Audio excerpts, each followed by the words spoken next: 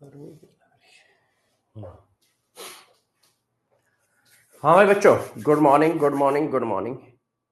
क्या सभी बच्चों को ऑडियो और वीडियो क्लियर है?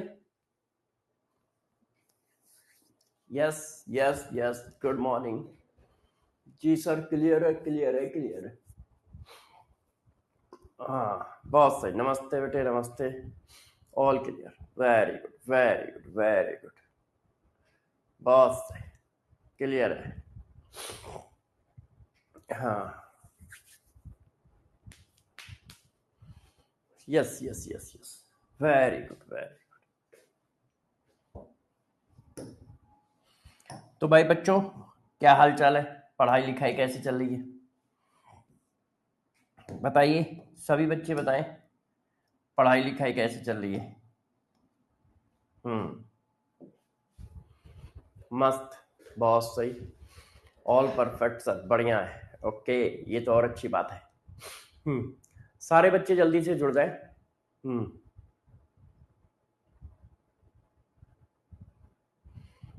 अच्छा चंद्रा बेटा, न्यूमेरिकल क्वेश्चन क्यों रॉन्ग हो रहा है? सिली मिस्टेक कहाँ पे हो रही है?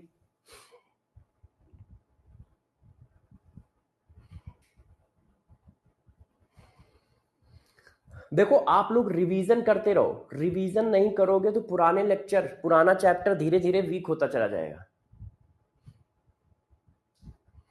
लेक्चर के बाद केमिस्ट्री को मिनिमम कितना टाइम देना चाहिए? देखो, मिनिमम और मैक्सिमम टाइम कुछ नहीं होता है, बस ये होता है कि जो जो होमवर्क में है वो सारा हो जाए।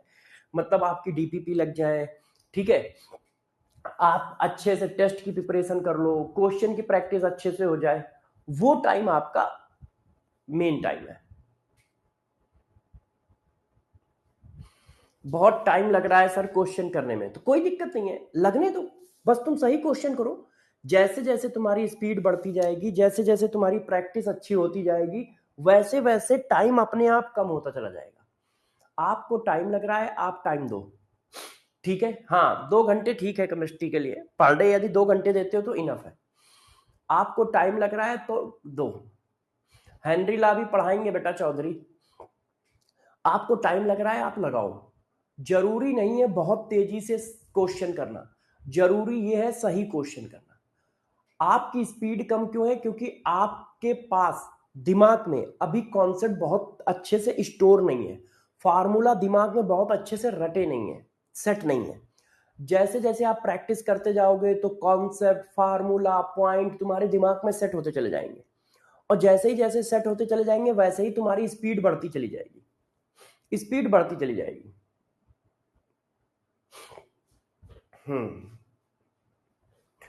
प्रजापति कह रहा सर पढ़ाई नहीं हो पा रही है। देखो, यदि तुम्हारी पढ़ाई नहीं हो पा रही है बेटा, तो तुम अपने कमरे से निकल कर जरा एक बार किचन पे जाओ, एक बार अपने उनको देखो, पेरेंट्स को देखो, माँ बाप को देखो कि वो सुबह से शाम तक आपके लिए क्या क्या करते हैं, आपके लिए क्या क्या करते हैं। क्या आप उनके लिए कुछ कर पा रहे हो? क्या आप उनके लिए कुछ कर पा रहे हो? आपको अपने आप मोटिवेशन आ जाएगा, आपका मन आराम से पढ़ाई में लगने लगेगा, यदि अंदर थोड़ी सी भी समझदारी होगी तो। यदि अंदर थोड़ी सी भी समझदारी होगी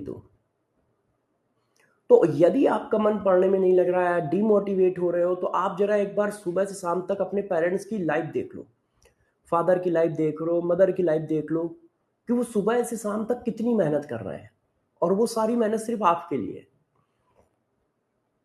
वो सारी मेहनत सिर्फ आपके लिए। तो आप लोगों को मोटिवेशन अपने आप मिलेगा। और बताइए, और बताइए भाई। यस, आप लोगों ने संडे के टेस्ट की तैयारी कर ली है? संडे के टेस्ट की तैयारी कर ली है आप लोगों ने? संडे को कंप्लीट मोल कॉन्सेप्ट आ रहा है, संडे को कंप्लीट मोल कॉन्सेप्ट का टेस्ट है। इसके बाद मोल कॉन्सेप्ट नहीं आएगा, लिक्विड सॉल्यूशन आएगा। संडे को कंप्लीट मोल कॉन्सेप्ट का टेस्ट है, ध्यान रखिए, complete mole concept Sunday test. और इस बार आधार टेस्ट नहीं है, प्रवीण टेस्ट है। प्रवीण टेस्ट का मतलब होता है पूरे 180 क्वेश्चन का टेस्ट।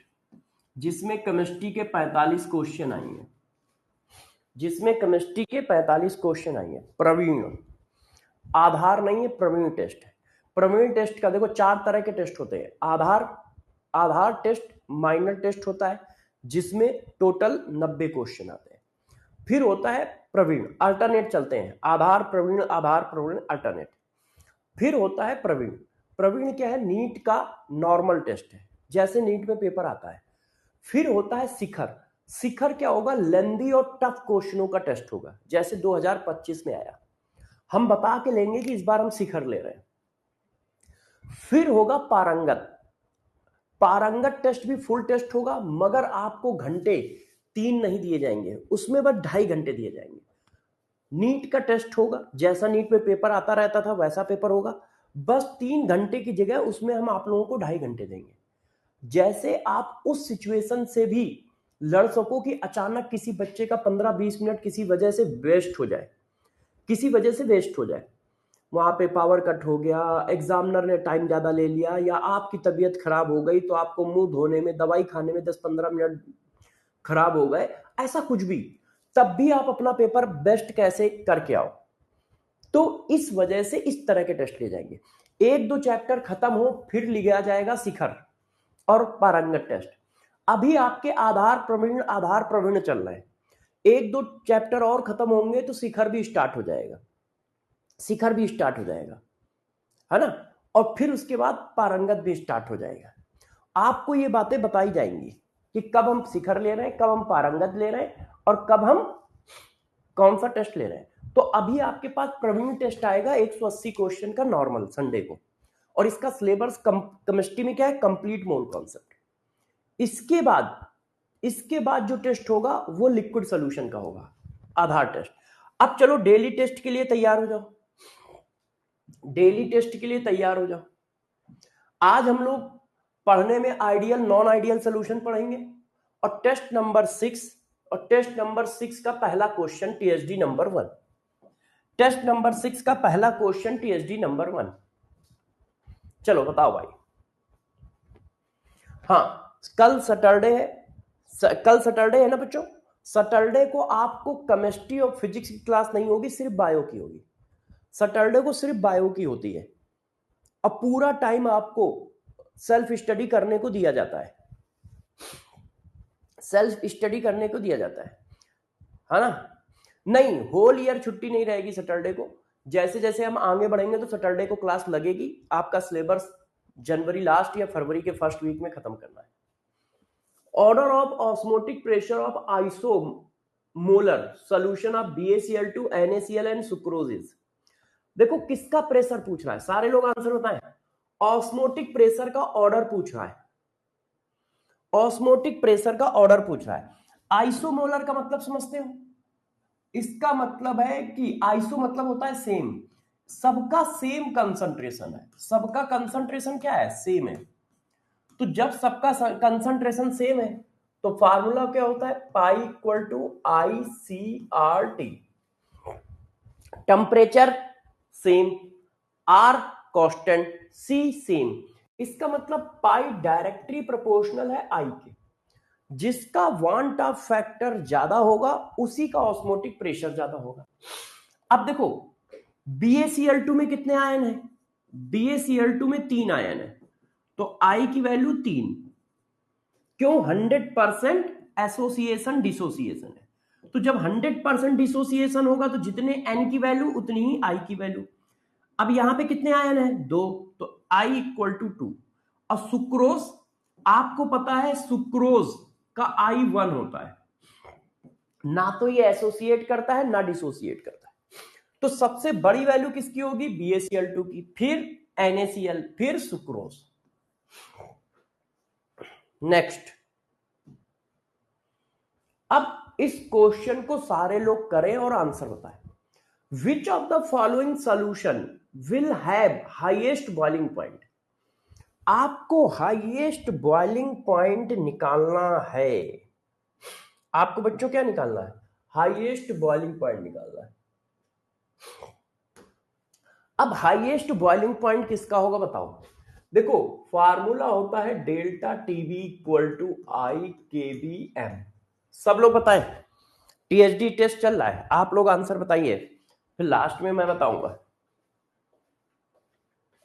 बताइए भाई, सभी बच्चे आंसर बताएं।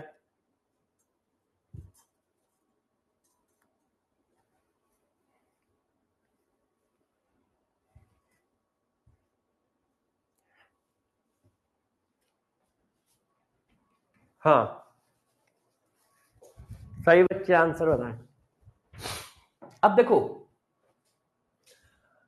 अब सबके लिए क्या है, केबी क्या है, सेम।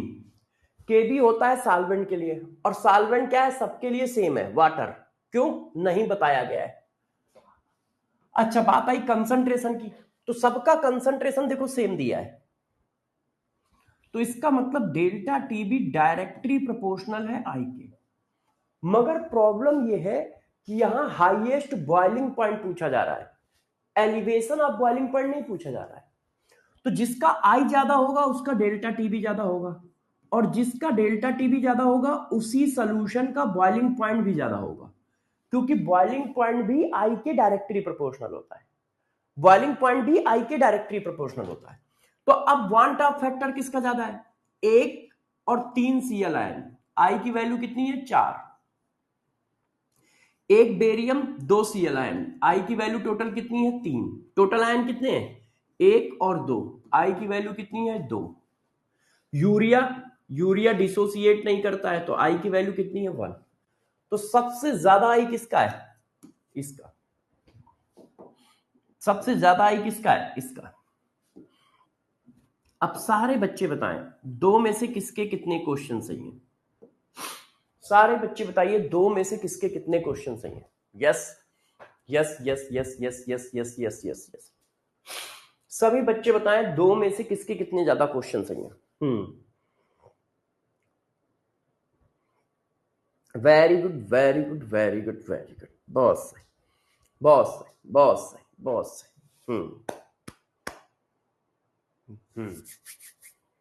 Very good. हाँ देखो, आज से एक नया सब टॉपिक स्टार्ट करने जा रहा हूं, आइडियल और नॉन आइडियल सोल्यूशन, है ना। अब इस चैप्टर में 1-2 क्लास बची हैं, बस ये फिर चैप्टर खत्म हो जाएगा। तो आप हेडिंग डालो आइडियल और नॉन आइडियल सोल्यूशन। क्या हेडिंग डालोगे, आइडियल नॉन आइडियल सोल्यूशन। सारे बच्चे हेडिंग डालें ideal and non ideal solution. क्या होता है आइडियल और नॉन आइडियल सोल्यूशन, इसके बारे में आपको डिटेल देता हूं, इसके बारे में आपको डिटेल देता हूं। क्लियर है, यस। हाँ हाँ बेटा, सब कुछ। अब गौर से बस बातों को समझो। देखो सबसे पहले सॉल्यूशन को 2 पार्ट में डिवाइड किया गया। क्या, सॉल्यूशन को हम लोगों ने 2 पार्ट में डिवाइड किया। देखिए हमारे पास कोई बाइनरी सॉल्यूशन है, बाइनरी सॉल्यूशन का मतलब जिसमें 2 कंपोनेंट हो। बाइनरी सॉल्यूशन किसे कहते हैं, जिसमें 2 कंपोनेंट हो, मतलब एक सॉल्यूट एक सॉल्वेंट, उसको बाइनरी कंपोनेंट कहते हैं। तो हमारे पास कोई एक बाइनरी सॉल्यूशन है, तो बाइनरी सॉल्यूशन को 2 पार्ट में डिवाइड किया गया। एक बोला गया आइडियल सॉल्यूशन, एक को बोला गया आइडियल सॉल्यूशन, और एक को बोला गया नॉन आइडियल सॉल्यूशन। तो लोगों ने पूछा भाई आइडियल सॉल्यूशन क्या होता है, नॉन आइडियल सॉल्यूशन क्या होता है। तो देखो इन्होंने क्या बताया कि किसको आइडियल कहोगे, किसको नॉन आइडियल सॉल्यूशन कहोगे। ध्यान दीजिए, आइडियल सॉल्यूशन उसको कहते हैं जो राउल्स लॉ को फॉलो करता है, मतलब ऐसा सॉल्यूशन जिसमें राउल्स लॉ की थ्योरी लग जाए, उसको क्या कहते हैं, आइडियल सॉल्यूशन कहते हैं। क्या, आइडियल सॉल्यूशन किसको कहते हो, जो राउल्स लॉ को फॉलो करता है, follows Raoult's law. Raoult's law को फॉलो करता है, इसका मतलब क्या है, इसका मतलब ऐसा सॉल्यूशन जिसमें राउल्स लॉ होल्ड होता है। अब राउल्स लॉ होता क्या है? राउल्स लॉ ये होता है कि भाई टोटल प्रेशर जो है उनके इंडिविजुअल वेपर प्रेशर के सम के इक्वल होता है। जब दोनों वेलेटाइल है तो क्या होता है? Total pressure individual vapour pressure के सम के इक्वल होता है। और इंडिविजुअल वेपर प्रेशर किसके बराबर होता है? Vapour pressure of pure liquid into mole fraction of liquid in solution.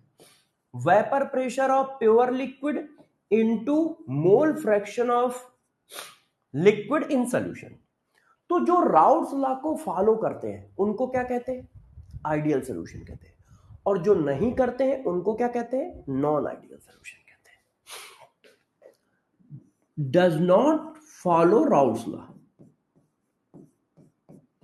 तो बात समझ में आई क्या? Does not follow Raoult's law.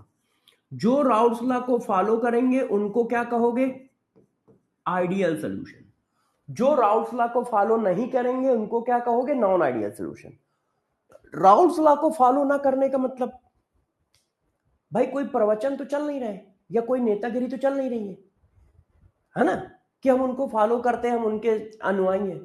मतलब उनकी इक्वेशन कि जिस सॉल्यूशन में राउल्स लॉ की थ्योरी लग जाए वो आइडियल सॉल्यूशन, जिस सॉल्यूशन में राउल्स लॉ की थ्योरी ना लगे वो नॉन आइडियल सॉल्यूशन,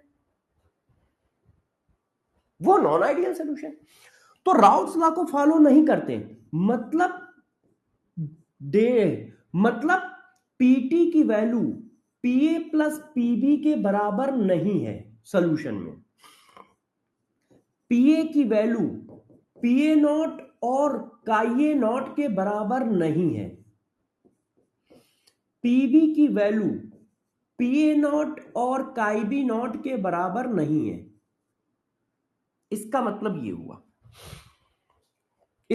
हुआ। पढ़ाई पे ध्यान दो, मलिक प्रिंस, गौर से देखो।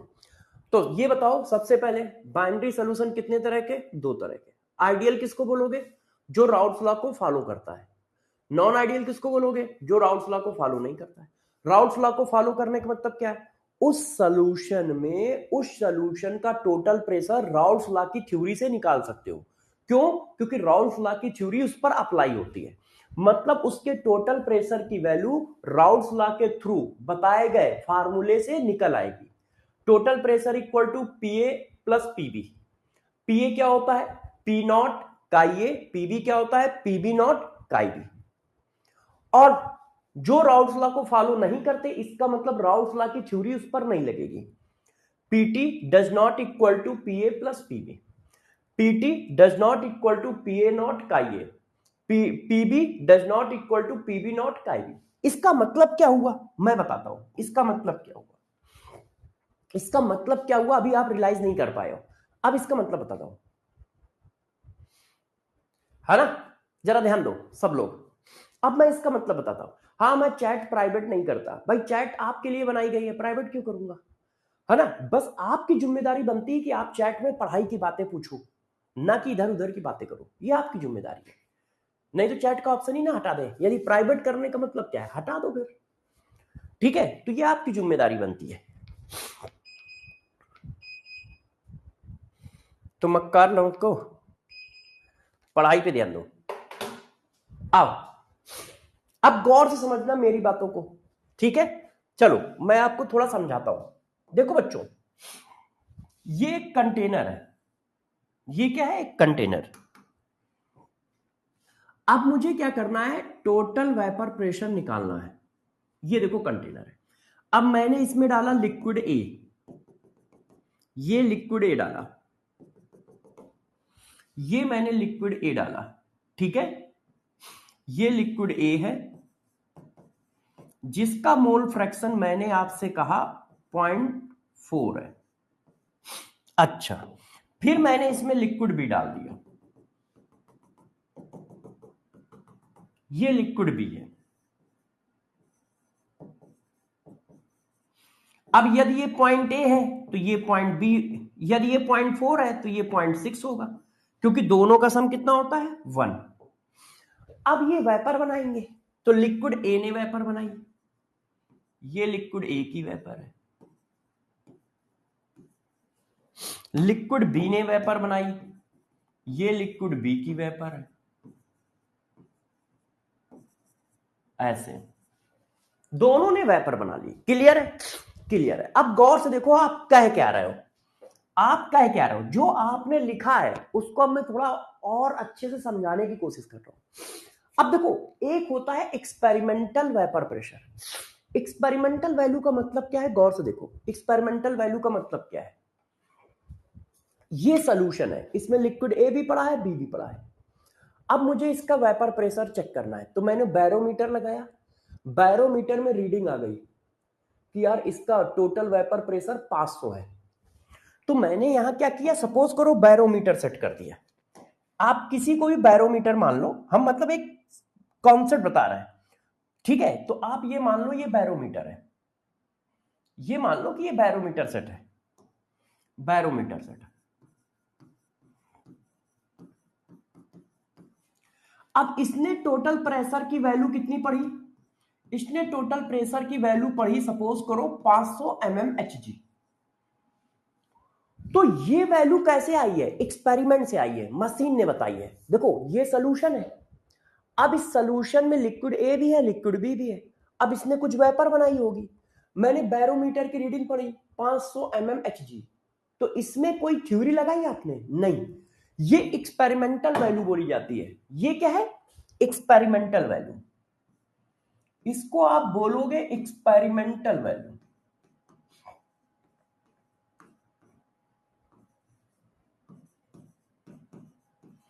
ये एक्सपेरिमेंट से आई है, कोई पेन कॉपी पे नहीं आई है। अच्छा, अब राउल्स ने बताया है कि आप एक्सपेरिमेंट कितने सारे करोगे, लैब में जाओगे, सेटअप बनाओगे, फिर बैरोमीटर लगाओगे, फिर रीडिंग पढ़ोगे, तो ये तो एक्सपेरिमेंट से आई।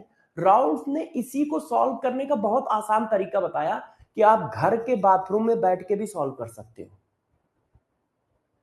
आप, है ना, खाना खाते हुए भी सॉल्व कर सकते हो। तो लोगों ने कहा क्या है, तो राउल्स लॉ ने कहा कि भाई टोटल प्रेशर की वैल्यू जो है, टोटल प्रेशर की जो वैल्यू है वो उनके पार्शियल प्रेशर के सम के इक्वल होती है।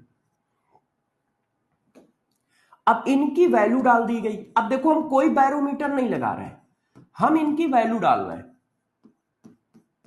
हम इनकी वैल्यू डाल रहे हैं। हमने इसकी वैल्यू डाली, हमने इसकी वैल्यू डाली, हमने इसकी वैल्यू डाली, हमने इसकी वैल्यू डाली, ठीक है? अब देखो मैं वैल्यू डाल के दिखा रहा हूं, सपोज करो इसकी वैल्यू है 200। अब मैं अपनी सुविधा के हिसाब से इसकी वैल्यू ऐसी ले लेता हूं जैसे आसानी से सॉल्व हो सके, ठीक है बच्चों? मैं अपनी सुविधा के हिसाब से वैल्यू ऐसी ले लेता हूं जैसे आसानी से सॉल्व हो सके, 0.5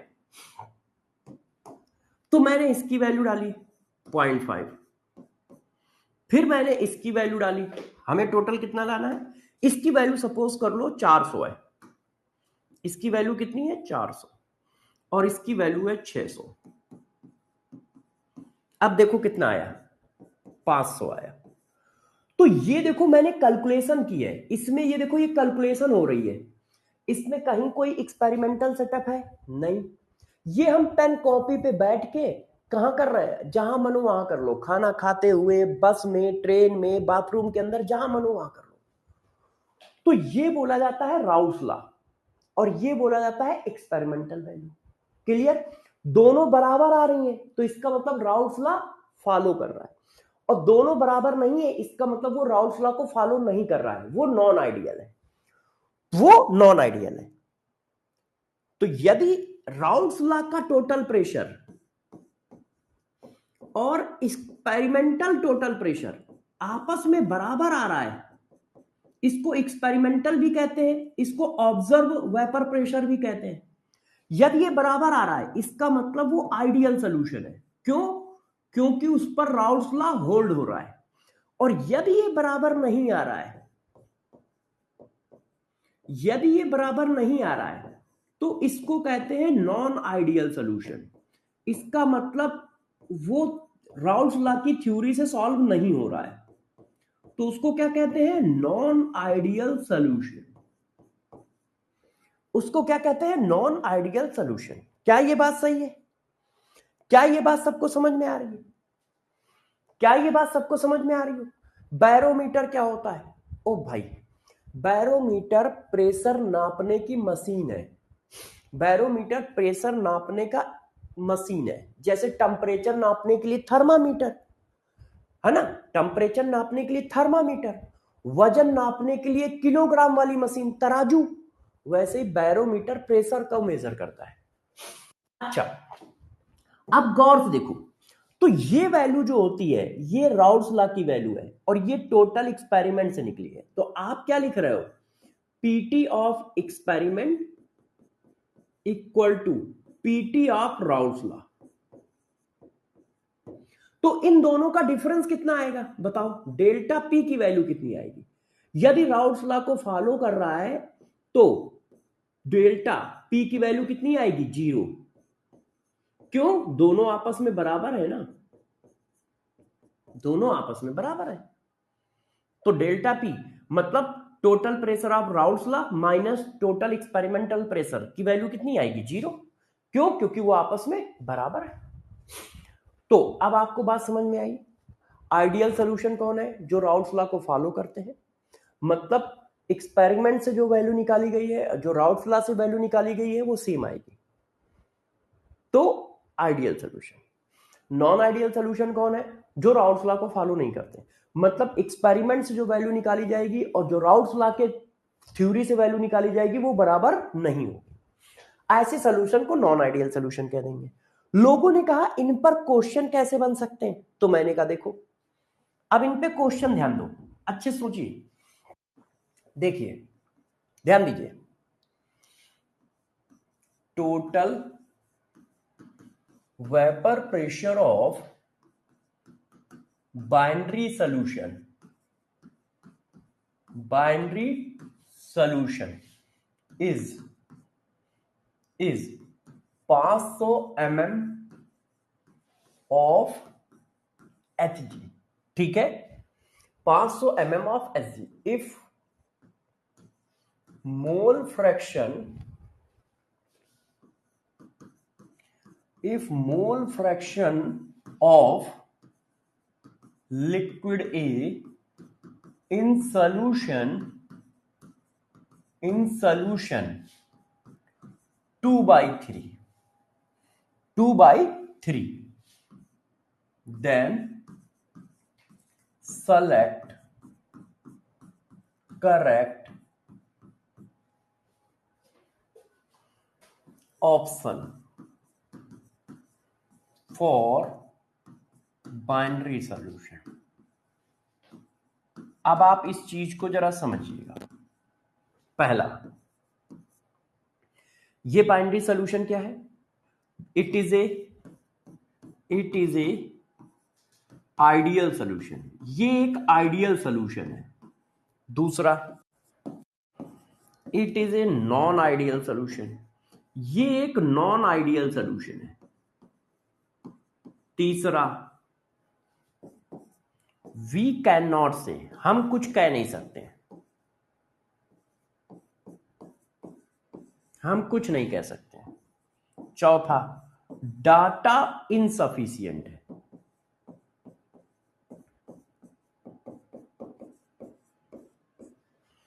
कुछ भी कहने के लिए डाटा कम है। तो अब गौर से देखो। अच्छा, अभी और वैल्यू दी है, पीए नॉट की वैल्यू दी है, ठीक है, पीए नॉट की वैल्यू दी है, वो आप देख लो कितनी दी है। पीए नॉट और पीबी नॉट की वैल्यू दी है, ये 600 दी है और ये बच्चों आपको 300 दी है। अब गौर से देखिए, अब मैं आपको समझाता हूं कि ऐसे क्वेश्चन को करते कैसे। देखो, जो सॉल्यूशन में, क्वेश्चन में जो वेपर प्रेशर आप सॉल्यूशन दिया होगा वो हमेशा एक्सपेरिमेंटल होगा। क्यों? क्योंकि एक्सपेरिमेंटल वेपर प्रेशर आप पेन कॉपी पे तो निकाल नहीं सकते हो भाई। Experimental vapour pressure of solution आप पेन कॉपी पे निकाल सकते हो? नहीं, वो तो एक्सपेरिमेंट से आता है। तो इसका मतलब जो सॉल्यूशन में वेपर प्रेशर दिया है वो एक्सपेरिमेंटल वैल्यू है। तो ये जो है ये कौन सी वैल्यू है? Experimental vapour pressure of solution है या observe vapour pressure of solution है। अब आप राउट्स लॉ से टोटल वेपर प्रेशर कैलकुलेट करो। तो मैंने राउट्स लॉ से टोटल वेपर प्रेशर कैलकुलेट किया। राउट्स लॉ का टोटल वेपर प्रेशर कितना है? पीए नॉट काई ए पीबी नॉट काई बी।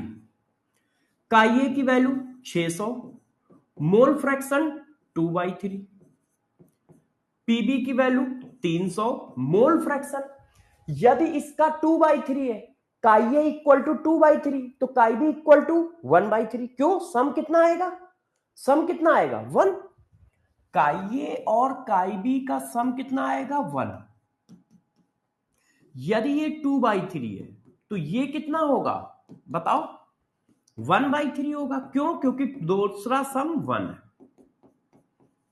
एक का मोल फ्रैक्शन दिया है तो दूसरे का अपने आप पता है, क्योंकि दोनों का सम कितना होता है? 1 के बराबर। अब आपने सॉल्व किया, 400 प्लस 100 500। तो राउट्स लॉ के थ्रू जो प्रेशर आया और जो एक्सपेरिमेंटल प्रेशर आया वो आपस में बराबर है। इसका मतलब राउट्स लॉ इस पर होल्ड हो रहा है, फॉलो हो रहा है। देखो वो वैल्यू बराबर आई है, इसका मतलब राउट्स लॉ इसमें क्या हो रहा है? फॉलो हो रहा है। और यदि राउट्स लॉ फॉलो हो रहा है तो ये आइडियल सॉल्यूशन है। It is a ideal solution. It is a ideal solution. इसका मतलब ये आइडियल सॉल्यूशन है। इसका मतलब ये क्या है? आइडियल सॉल्यूशन है। क्यों? क्योंकि राउट्स लॉ इस पर फॉलो कर रहा है। राउट्स लॉ इस पे फॉलो कर रहा है। एक्सपेरिमेंट से जो वेपर प्रेशर आया और जो राउट्स लॉ से वेपर प्रेशर आया, दोनों की वैल्यू सेम है। दोनों की वैल्यू सेम है। ये बात सही है? दोनों की वैल्यू सेम।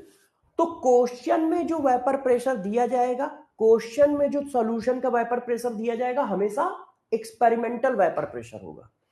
क्वेश्चन में जो वेपर प्रेशर दिया जाएगा वो हमेशा एक्सपेरिमेंटल वेपर प्रेशर होगा। और जो आप निकालोगे वो हमेशा क्या होगा? राउट्स लॉ का वेपर प्रेशर होगा, मतलब थ्योरेटिकल वेपर प्रेशर होगा। और दोनों की वैल्यू बराबर है, इसका मतलब वो राउट्स लॉ को फॉलो करता है। राउट्स लॉ को फॉलो करता है। क्लियर? क्लियर। अब आपका मन कर रहा होगा,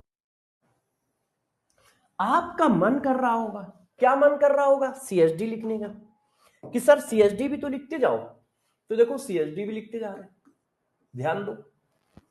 तो आइडियल सॉल्यूशन कौन है? आइडियल सॉल्यूशन कौन है? जो राउट्स लॉ को फॉलो करता है, फॉलोज राउट्स लॉ।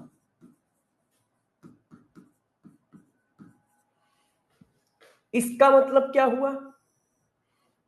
इसका मतलब हुआ कि एक्सपेरिमेंटल वेपर प्रेशर की वैल्यू और राउट्स लॉ के थ्रू निकाले गए वेपर प्रेशर की वैल्यू आपस में बराबर होगी।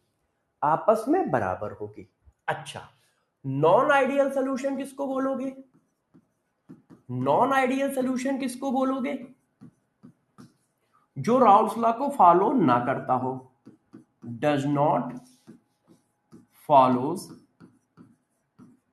Routes law. इसका मतलब एक्सपेरिमेंटल वेपर प्रेशर की वैल्यू और राउट्स लॉ की वैल्यू बराबर ना हो। बराबर ना हो। जब बराबर नहीं है तो नॉन आइडियल, बराबर है तो आइडियल। अब नोट डाल के मैं लिख रहा हूं, जरा ध्यान रखना। नोट, जो वेपर प्रेशर, जो टोटल वेपर प्रेशर, जो टोटल वेपर प्रेशर क्वेश्चन में दिया है, क्वेश्चन में दिया होगा वो एक्सपेरिमेंटल वेपर प्रेशर होगा। वो experimental vapour pressure of solution होगा। ठीक है? जैसे आपको कंफ्यूजन ना आए तो मैंने एक नोट भी छाप दिया है कि जो क्वेश्चन में वेपर प्रेशर ऑफ सॉल्यूशन दिया जाए उसको एक्सपेरिमेंटल मानोगे। राउट्स लॉ वाला vapour pressure theoretical vapour pressure है, वो आप खुद निकालोगे। हिंदी नहीं आती है, ओके, तो हिंदी नहीं आती है तो इंग्लिश में लिख लो, है ना? ठीक है, इंग्लिश में लिख देता हूं, ठीक है। गौर सुनो, value of vapour pressure of solution is given in question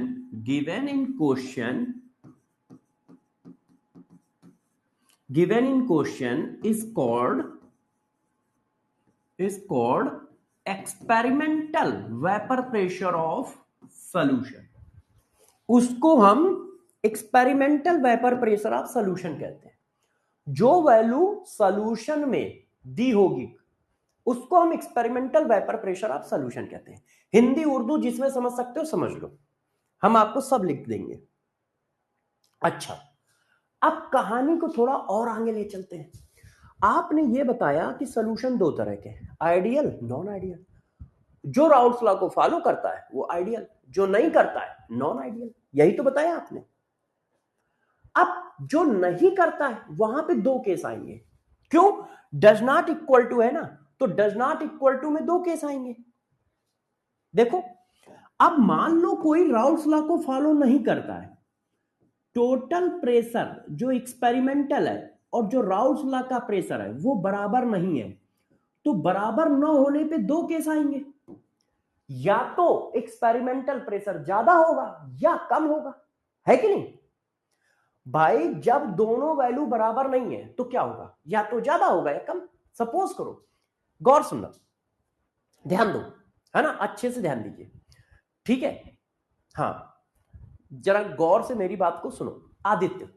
Aditya के पास जो पैसे हैं, ठीक है, और अहमद के पास जो पैसे हैं वो बराबर नहीं है। इसका मतलब क्या है? या तो आदित्य के पास ज्यादा होंगे अहमद से, या आदित्य के पास अहमद से कम होंगे।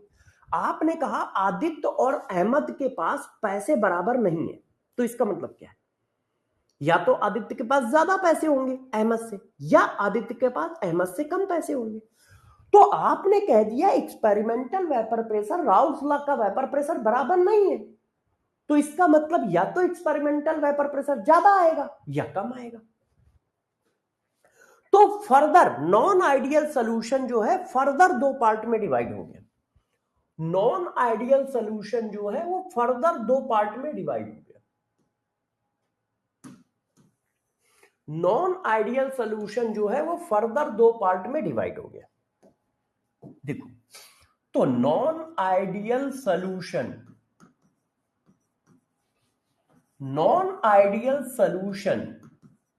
का मतलब है experimental vapour pressure Raoul's law के वेपर प्रेशर के बराबर नहीं है, और जब नहीं है तो या तो ये ज्यादा होगा, एक्सपेरिमेंटल प्रेशर राउल्स लॉ के प्रेशर से ज्यादा होगा या कम होगा, यही दो रास्ते हैं। अब ज्यादा को क्या बोला जाता है, जरा बताओ बच्चों, ज्यादा को बोला क्या जाता है? आप लोग बताइए कि भाई ज्यादा को हम लोग बोलते क्या है? तो ज्यादा को बोला जाता है पॉजिटिव, है ना, पॉजिटिव रहो, तो इसीलिए इसको नाम दिया गया पॉजिटिव डेविएशन, सॉरी पॉजिटिव।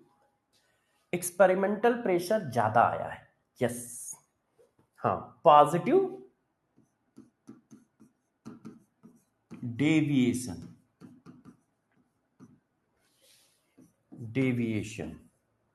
तो पॉजिटिव डेविएशन का मतलब क्या है? ज्यादा वेपर प्रेशर ऑफ सॉल्यूशन का वेपर प्रेशर ज्यादा आया है तो उसको नाम दिया पॉजिटिव डेविएशन। अच्छा, अब एक्सपेरिमेंटल प्रेशर की वैल्यू राउल्स लॉ से या तो कम होगी भाई, या तो ज्यादा होगी या कम होगी, तो कम को नाम दिया जाता है निगेटिव, तो इसको नाम दिया गया निगेटिव डेविएशन। Negative deviation. तो एक को कहा गया पॉजिटिव डेविएशन, एक को कहा गया निगेटिव डेविएशन। पॉजिटिव का मतलब ज्यादा, जब एक्सपेरिमेंटल वेपर प्रेशर की वैल्यू ज्यादा आए तो पॉजिटिव डेविएशन, कम आए तो निगेटिव डेविएशन। क्लियर? क्लियर है ये बात? एक्सपेरिमेंटल वेपर प्रेशर की वैल्यू ज्यादा आ रही है तो पॉजिटिव डेविएशन, कम आ रही है तो निगेटिव डेविएशन। फॉर एग्जांपल जैसे मैंने ये क्वेश्चन आप लोगों से पूछा, देखिए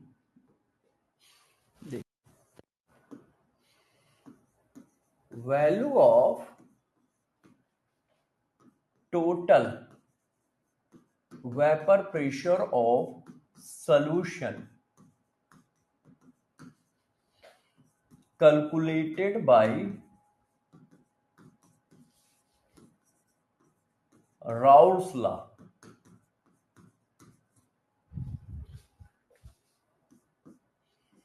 पांच सौ mm Hg and formed by experimental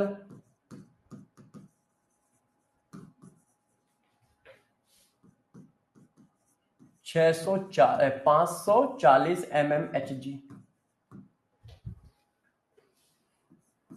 then solution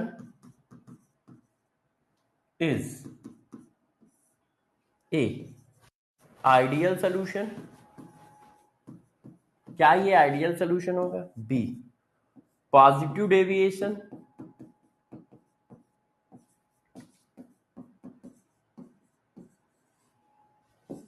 negative deviation,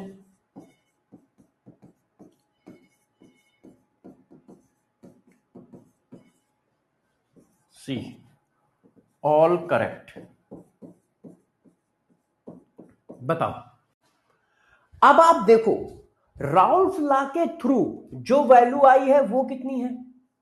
Raoul's law के थ्रू जो टोटल प्रेशर आया है वो है 500 और एक्सपेरिमेंट से जो आया है उन्होंने खुद बता दिया है कि एक्सपेरिमेंट से जो आया है वो है इतना।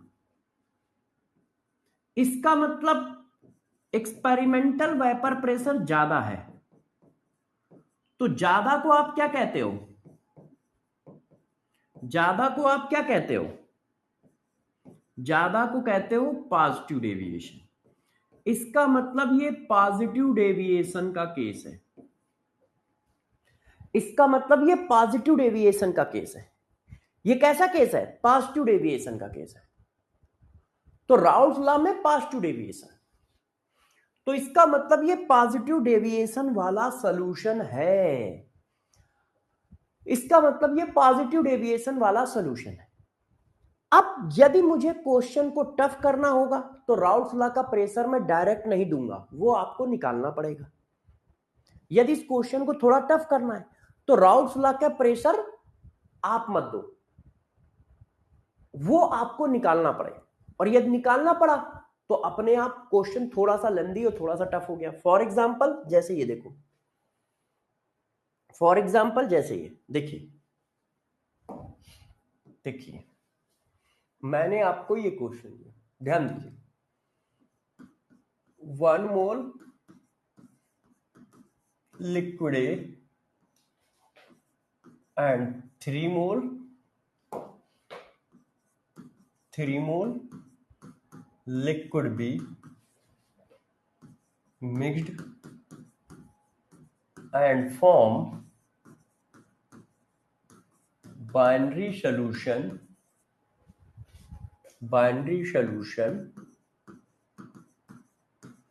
with vapor pressure 600 mm if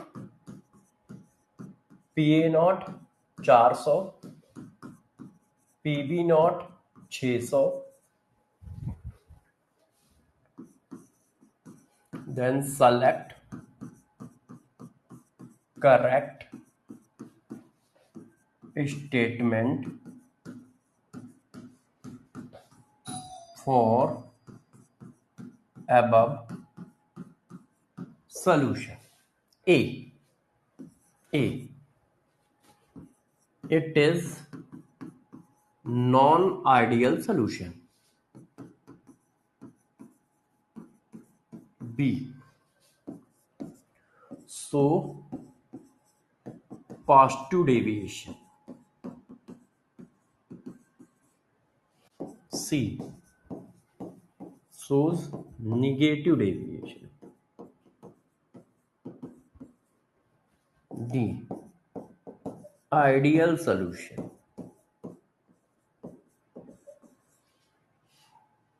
F, option 1 A, B सही है। ऑप्शन 2 A, C सही है। ऑप्शन 3 D सही है। ऑप्शन 4 B, C, D सही है। A, C सही है। ये देखो, अब ये क्वेश्चन है, सब लोग निकालो।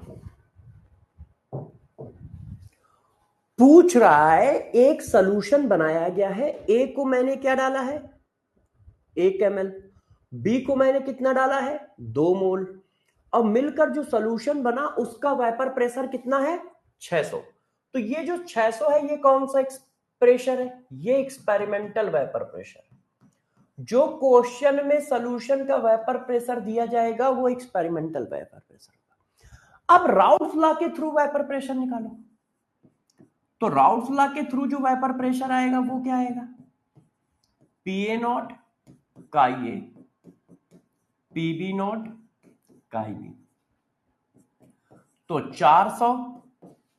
अब mole fraction of A, mole of A divided by total mole, mole fraction of B, mole of B divided by total mole. क्या ये सारी बात आप समझ पा रहे हो? मोल फ्रैक्शन मैंने डायरेक्ट लिखा है। मोल फ्रैक्शन कैसे निकाला जाता है, जिसका मोल फ्रैक्शन निकाल रहे हो उसका मोल ऊपर, नीचे टोटल मोल। तो टोटल मोल कितना है 4। मोल फ्रैक्शन ऑफ बी, जिसका मोल फ्रैक्शन निकाल रहे हो उसके मोल ऊपर, नीचे टोटल मोल। अब कट्टम काट खेलो, ये आया 100। अब ये कितना आया 4 एकम 4 और 4 पंचे 20, तो 150, 5 तय 15 45, ये आया 550 mmHg। तो इसका मतलब एक्सपेरिमेंटल प्रेशर ज्यादा है, क्योंकि एक्सपेरिमेंटल प्रेशर की वैल्यू 600 है और राउल्स लॉ के थ्रू जो प्रेशर निकला है उसकी वैल्यू ये है। एक्सपेरिमेंटल प्रेशर और राउल्स लॉ का प्रेशर बराबर नहीं है, इसका मतलब नॉन आइडियल है। अब नॉन आइडियल में कौन सा केस है, एक्सपेरिमेंटल प्रेशर ज्यादा है, तो ज्यादा को क्या कहते हैं पॉजिटिव डेविएशन। तो आंसर क्या है ए, आंसर क्या है ए, ज्यादा को क्या कहते हैं पॉजिटिव डेविएशन। इस तरह का क्वेश्चन नीट 2025 में आया था। अब एग्जैक्ट ऑप्शन ऐसे नहीं दिए थे, ऑप्शन ऐसे दिए थे, ऐसे नहीं दिए थे, सिंगल करेक्ट ऑप्शन था। नीट 2025 मतलब इसी बार के पेपर में ये क्वेश्चन आया है। नीट 2025 के पेपर में इस तरह का क्वेश्चन पूछा गया है। जी, इस तरह के ऑप्शन नहीं दिए उन्होंने, इस तरह के ऑप्शन दिए बस। नीट 2025 के पेपर में ये क्वेश्चन पूछा गया है, मतलब अभी 1 महीने 1.5 महीने पहले आया था ये क्वेश्चन। थोड़ा बहुत हल्का सा डिफरेंस होगा, लैंग्वेज थोड़ी ऊपर नीचे होगी बस। थीम यही था, कॉन्सेप्ट यही था, सब कुछ यही है। अच्छा, अब जो बात आप न्यूमेरिकल बेसिस पे कर रहे हो, गौर सुनना, जो बात आप न्यूमेरिकल बेसिस पे कर रहे हो इसी बात को जरा ग्राफ के बेसिस पे लिखो। आपने जो बातें न्यूमेरिकल बेसिस पे लिखी हैं, अब इन्हीं चीजों का ग्राफिकल बताओ। सर निगेटिव डेविएशन होगा, अरे प्रभु एक्सपेरिमेंटल प्रेशर ज्यादा है, ज्यादा का मतलब पॉजिटिव डेविएशन, ज्यादा का मतलब पॉजिटिव डेविएशन, निगेटिव डेविएशन नहीं। अशोक नो गड़बड़ करें, नो गड़बड़ करी नहीं तो पिटाई हुई, और जम के पिटाई हुई तो नो गड़बड़ करी, है ना। पास टू डेविएशन होगा मुन्ना, ठीक है, आ गया। अच्छा, अब जो चीज आप न्यूमेरिकल में कर रहे हो इसी चीज को ग्राफ में बनाओ। तो देखो आपने ग्राफ कैसे बनाए थे, गौर से देखिए। अब आपको ग्राफ में ले चलता हूं। आपने मुझे पढ़ाया था कि आइडियल सॉल्यूशन मतलब राउल्स लॉ का ग्राफ कैसा होता है। आप सभी बच्चों ने राउल्स लॉ का ग्राफ कैसा बनाया था, बनाइए। आप सब बच्चों ने राउल्स लॉ का ग्राफ ऐसा बना के दिया था।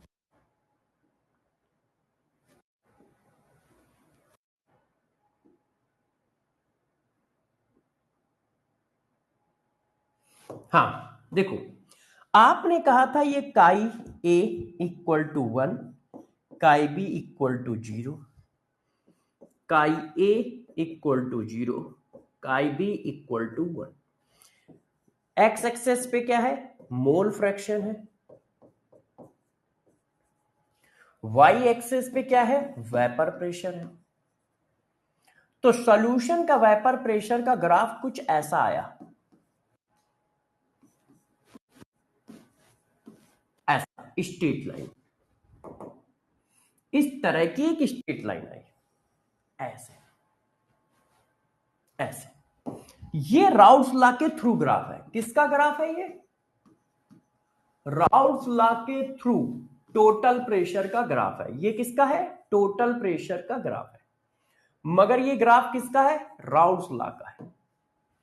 क्या ये बात सही है,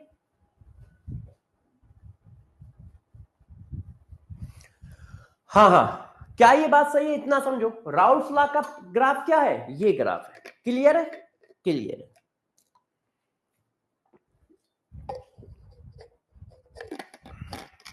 क्लियर है, यस। अभी हम बहुत मारेंगे, जो मैं पढ़ा रहा हूं बस उतना पढ़ो। डेल्टा एस क्या होगा, डेल्टा वी क्या होगा, प्रभु हम पढ़ाएंगे, हमें भी आता है। हम भी 22 साल से पढ़ा रहे हैं तो कुछ तो जानते ही होंगे। आप क्यों परेशान हो, जो पढ़ा रहा हूं उस पर तो फोकस नहीं है। अभी 6 महीने बाद रोना धोना बचाएंगे, ओ सर 5 नंबर आ जाते तो मेरा भी सिलेक्शन हो जाता, सर 50 नंबर और आ जाते तो मेरा भी सिलेक्शन हो जाता। अरे भैया, तो 50 नंबर आने के लिए ही तो पढ़ा रहा हूं, पढ़ो बैठ के। वो उनको समझाने में पड़े कि गरिमा यदि डेल्टा एस पॉजिटिव होगा तो ये डेविएशन होगा। अरे प्रभु, एक अंधा दूसरे अंधे को रास्ता नहीं बता सकता। तुम भी पढ़ने आए हो, वो भी पढ़ने आए हैं। हम जब सामने खड़े हैं तो आपस में डिस्कशन क्यों कर रहे हो। जब हम नहीं होंगे तो तुम अपना समझाना, तुम्हारी बहन है, वो तुम्हारा भाई है, आपस में समझाओ, मना थोड़ी है। मगर जब सामने हम खड़े हैं तो हमसे पूछो ना। एक अंधा दूसरे अंधे से रास्ता पूछ रहा है, कहां जाना है। अरे आंख वाला व्यक्ति सामने है तो आंख वाले व्यक्ति की बातें समझो। जब आंख वाला व्यक्ति नहीं होगा सामने तो अंधे का सहारा अंधा होगा। अभी तो आंख वाला सामने खड़ा है।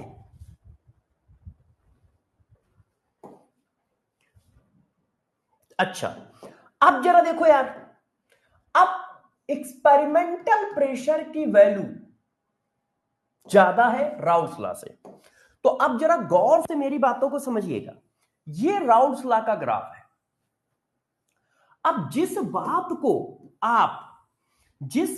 को आप न्यूमेरिकल वैल्यू में लिख के आए हो उसी बात को आप ग्राफ में लिखो, उसी बात को आप ग्राफ में लिखो। अब देखो ये ग्राफ में कैसे लिखा जाता है जरा समझिए। ग्राफ में कैसे लिखा जाता है जरा समझिए।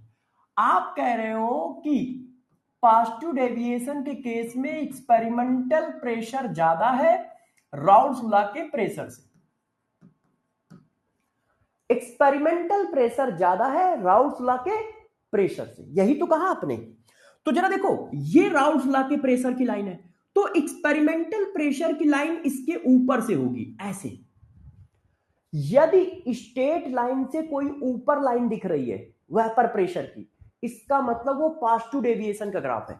क्योंकि पॉजिटिव डेविएशन में जो एक्सपेरिमेंटल प्रेशर है उसको निकालने की कोई इक्वेशन हमने नहीं दी है, वो तो एक्सपेरिमेंट से निकलती है। तो यदि राउल्ट्स लॉ के ऊपर लाइन दिखाई जा रही है, इसका मतलब वो पॉजिटिव डेविएशन है। क्यों? राउल्ट्स लॉ की लाइन ये है।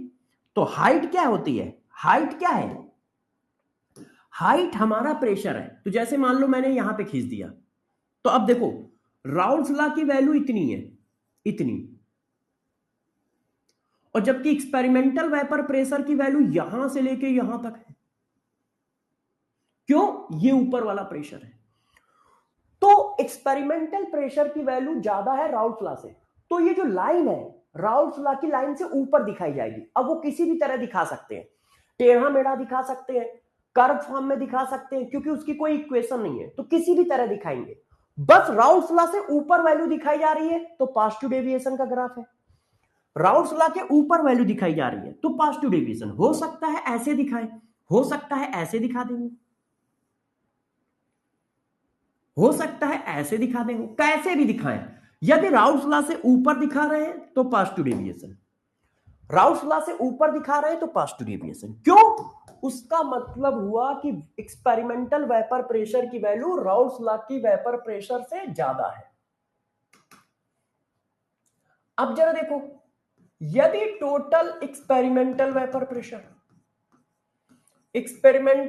प्रेशर की वैल्यू राउल्ट्स लॉ के वेपर प्रेशर से कम है तो निगेटिव डेविएशन।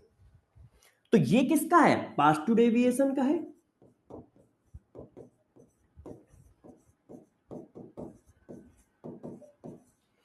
और ये ग्राफ किसका है? निगेटिव डेविएशन का।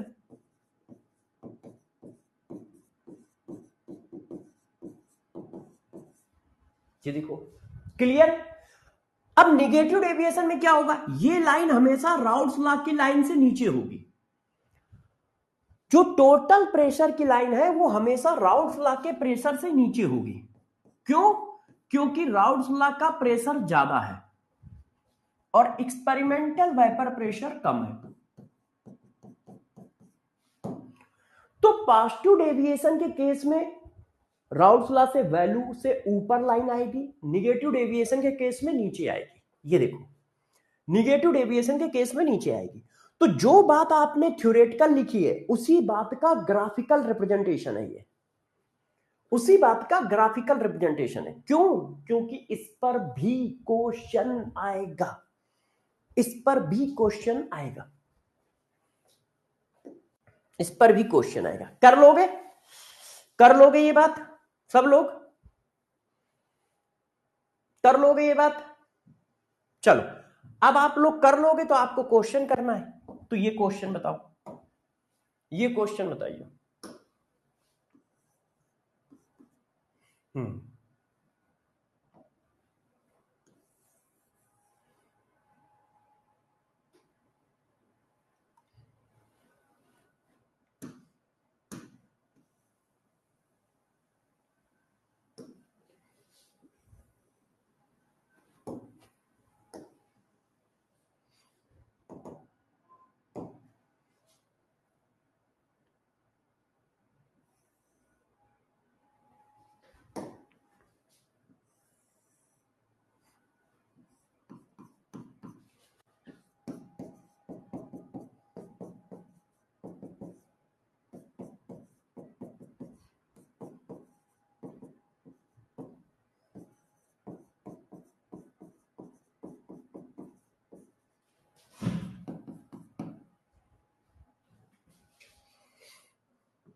above graph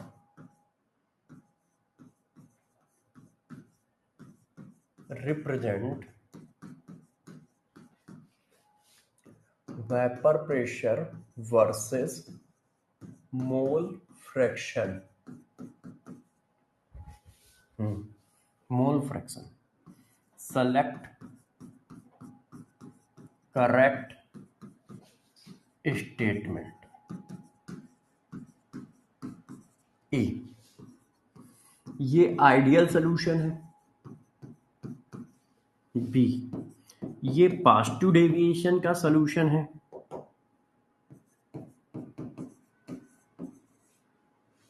सी, ये निगेटिव डेविएशन का सॉल्यूशन है। डी, ठीक है, ऑल इनकरेक्ट।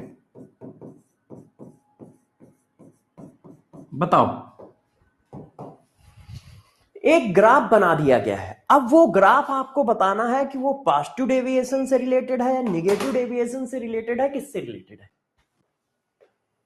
अब ग्राफ रिप्रेजेंट कर रहा है किस तरह के डेविएशन को। देखो, स्ट्रेट लाइन किसकी इक्वेशन होती है, स्ट्रेट लाइन किसकी होती है, राउल्ट्स लॉ की। अब राउल्ट्स लॉ से ऊपर लाइन है वेपर प्रेशर की, तो इसका मतलब experimental vapour pressure Raoult's law से ज्यादा है। तो जब experimental vapour pressure Raoult's law से ज्यादा है, इसका मतलब क्या है, पॉजिटिव डेविएशन। ज्यादा का मतलब क्या होता है, पॉजिटिव डेविएशन। ज्यादा का मतलब क्या होता है, पॉजिटिव डेविएशन। क्लियर है कि नहीं।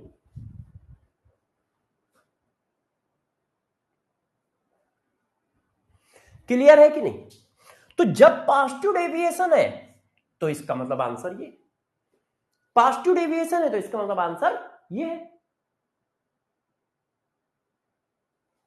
हाँ बेटा प्रेम खत्री, जो मैंने ग्राफ बनाया है उसमें दोनों लिक्विड वैलेटाइल है, उसमें दोनों लिक्विड वैलेटाइल है। नहीं बेटा, काई ए और काई बी की वैल्यू जीरो थोड़ी हो सकती है। नहीं तो भाई, ए लिक्विड का mole fraction zero, B liquid का मोल फ्रैक्शन जीरो, इसका मतलब सोल्यूशन ही नहीं है, इसका मतलब सोल्यूशन ही नहीं। काई बी की वैल्यू जीरो होने का मतलब ये प्योर लिक्विड ए की लाइन है, काई ए का मतलब जीरो होने का मतलब ये प्योर लिक्विड बी की लाइन है, और इसके बीच में सोल्यूशन है, इसके बीच में सोल्यूशन है। अब जरा देखो बेटा, इसी बात की मैं आपको कुछ और इंफॉर्मेशन देता हूं। ये तो मैंने डिफिनीशन पढ़ाई, आप सबको डिफिनीशन समझ में आई कि नहीं, पहले ये बताओ। पॉजिटिव डेविएशन, निगेटिव डेविएशन, इन सब की डिफिनीशन समझ में आ गई कि पॉजिटिव डेविएशन क्या है, निगेटिव डेविएशन क्या है। डिफिनीशन में कोई दिक्कत किसी बच्चे को, डिफिनीशन में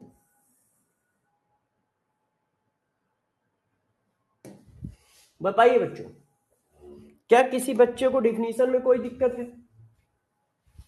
और यदि नहीं है तो फिर देखो, अब मैं क्या करने जा रहा हूं, बची हुई प्रॉपर्टी बताने जा रहा हूं, बची हुई प्रॉपर्टी बताने जा रहा हूं। तो देखो फिर से समझो, बाइनरी सोल्यूशन दो तरह के, आइडियल जो राउल्ट्स लॉ को फॉलो करते हैं, नॉन आइडियल जो राउल्ट्स लॉ को फॉलो नहीं करते। राउल्ट्स लॉ को फॉलो करने का मतलब एक्सपेरिमेंटल वैल्यू और राउल्ट्स लॉ के थ्रू निकाली गई वैल्यू बराबर होगी। राउल्ट्स लॉ को फॉलो ना करने का मतलब एक्सपेरिमेंटल वैल्यू राउल्ट्स लॉ के थ्रू निकाली गई वैल्यू बराबर नहीं होगी। अब जब बराबर नहीं होगी तो यदि एक्सपेरिमेंटल वैल्यू ज्यादा है तो उसको पॉजिटिव डेविएशन कहते हैं, यदि एक्सपेरिमेंटल वैल्यू कम है तो उसको निगेटिव डेविएशन कहते हैं। ठीक है। अब इससे रिलेटेड ये बातें भी आपको याद रखनी है। देखो, properties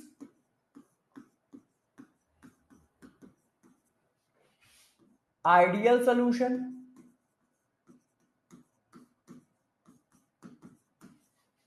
positive deviation and negative deviation.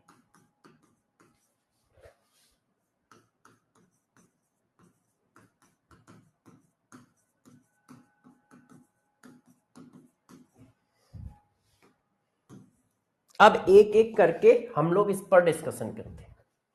पहली प्रॉपर्टी, पहली प्रॉपर्टी फोर्स ऑफ अट्रैक्शन।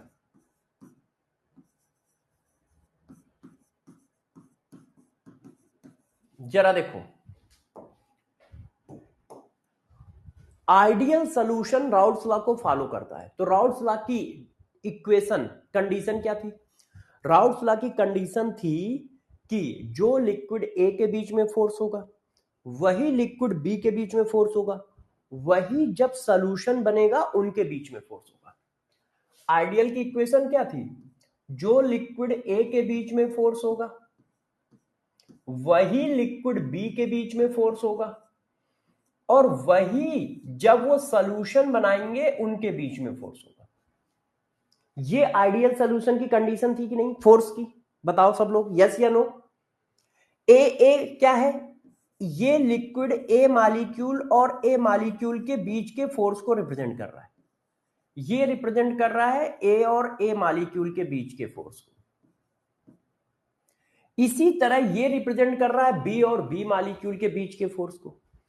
तो आइडियल सॉल्यूशन में कहा गया था कि प्योर लिक्विड ए का फोर्स, प्योर लिक्विड बी का फोर्स, और जब वो सॉल्यूशन बनाते हैं उनके फोर्स आपस में बराबर है, ये कहा गया था। अच्छा, अब मेरी बात समझिएगा, ठीक है? जो मैं पढ़ा रहा हूं उससे आपको याद रखने में बहुत आसानी होगी यदि तुम मेरी बातें समझोगे। पॉजिटिव डेविएशन का मतलब क्या होता है? वेपर प्रेशर ज्यादा, किससे? राउल्ट्स लॉ से। पॉजिटिव डेविएशन का मतलब क्या है? वेपर प्रेशर ज्यादा, किससे? राउल्ट्स लॉ से। वेपर प्रेशर ज्यादा कब होगा? जब मॉलिक्यूल के बीच में फोर्स कम हो। वेपर प्रेशर ज्यादा कब होगा? जब मॉलिक्यूल के बीच में फोर्स कम हो। बताओ, यदि फोर्स कम होगा तो वेपर प्रेशर ज्यादा होगा। वेपर प्रेशर ज्यादा होने का मतलब एक्सपेरिमेंटल वेपर प्रेशर ज्यादा है राउल्ट्स लॉ से। तो एक्सपेरिमेंटल वेपर प्रेशर ज्यादा कैसे आ गया? इसका मतलब मिलाने पर क्या हुआ है? फोर्स और कम हो गया है। मिलाने पर फोर्स कम हो गया है तो आसानी से वेपर बन गई, आसानी से वेपर बन गई, इसीलिए सॉल्यूशन का वेपर प्रेशर ज्यादा आ गया है राउल्ट्स लॉ से। तो इसका मतलब फोर्स की इक्वेशन ये होगी। राउल्ट्स लॉ कह रहे हैं कि इनका वेपर प्रेशर आपस में बराबर होगा। रियलिटी में क्या हुआ है? रियलिटी में ये हुआ है कि जब सॉल्यूशन बनाया गया तो फोर्स कम हो गया। फोर्स कम होने की वजह से ज्यादा वेपर बन गई, राउल्ट्स लॉ से भी ज्यादा बन गई, क्योंकि राउल्ट्स लॉ के हिसाब से फोर्स बराबर है और जबकि फोर्स और कम हो गया है, वीक हो गया है, मिलाने से फोर्स डिक्रीज कर गया है। अब जब फोर्स डिक्रीज कर जाएगा तो ज्यादा वेपर बनाएगा। तो अब देखो, पॉजिटिव डेविएशन का मतलब वेपर ज्यादा, और वेपर ज्यादा होने का मतलब फोर्स कम। तो ए और बी फोर्स की वैल्यू ए बी फोर्स से बड़ी होगी। अब निगेटिव डेविएशन का मतलब बताओ। निगेटिव डेविएशन का मतलब वेपर कम। निगेटिव डेविएशन का मतलब क्या है? एक्सपेरिमेंटल प्रेशर की वैल्यू राउल्ट्स लॉ से कम है। तो वेपर कम, वेपर कम का मतलब फोर्स ज्यादा, तभी तो वेपर कम बनी होगी। तो इसका मतलब राउल्ट्स लॉ ने जो फोर्स सोचा था उससे ज्यादा फोर्स सॉल्यूशन में बना है। राउल्ट्स लॉ ने जो फोर्स सोचा था उससे भी ज्यादा फोर्स मिलाने पर हो गया है। ये देखो, तो सबसे पहले फोर्स की इक्वेशन मैंने आपको बता दी कि कब कब क्या क्या होगी। आइडियल सॉल्यूशन की इक्वेशन क्या है? ए लिक्विड का फोर्स, बी लिक्विड का फोर्स और सॉल्यूशन का फोर्स आपस में बराबर है। अब पॉजिटिव डेविएशन का मतलब वेपर ज्यादा, अब वेपर ज्यादा तो फोर्स कम, इसका मतलब सॉल्यूशन का फोर्स कम है और लिक्विड का फोर्स ज्यादा है। निगेटिव डेविएशन का मतलब वेपर कम, अब वेपर कम तो इसका मतलब फोर्स ज्यादा। ये देखो, पहली हेडिंग हो गई। अच्छा, अब दूसरी हेडिंग पे आओ। दूसरी हेडिंग पे आओ, change in volume. Change in volume. Change in volume का मतलब होता है delta we. Change in volume का मतलब क्या होता है? Delta we.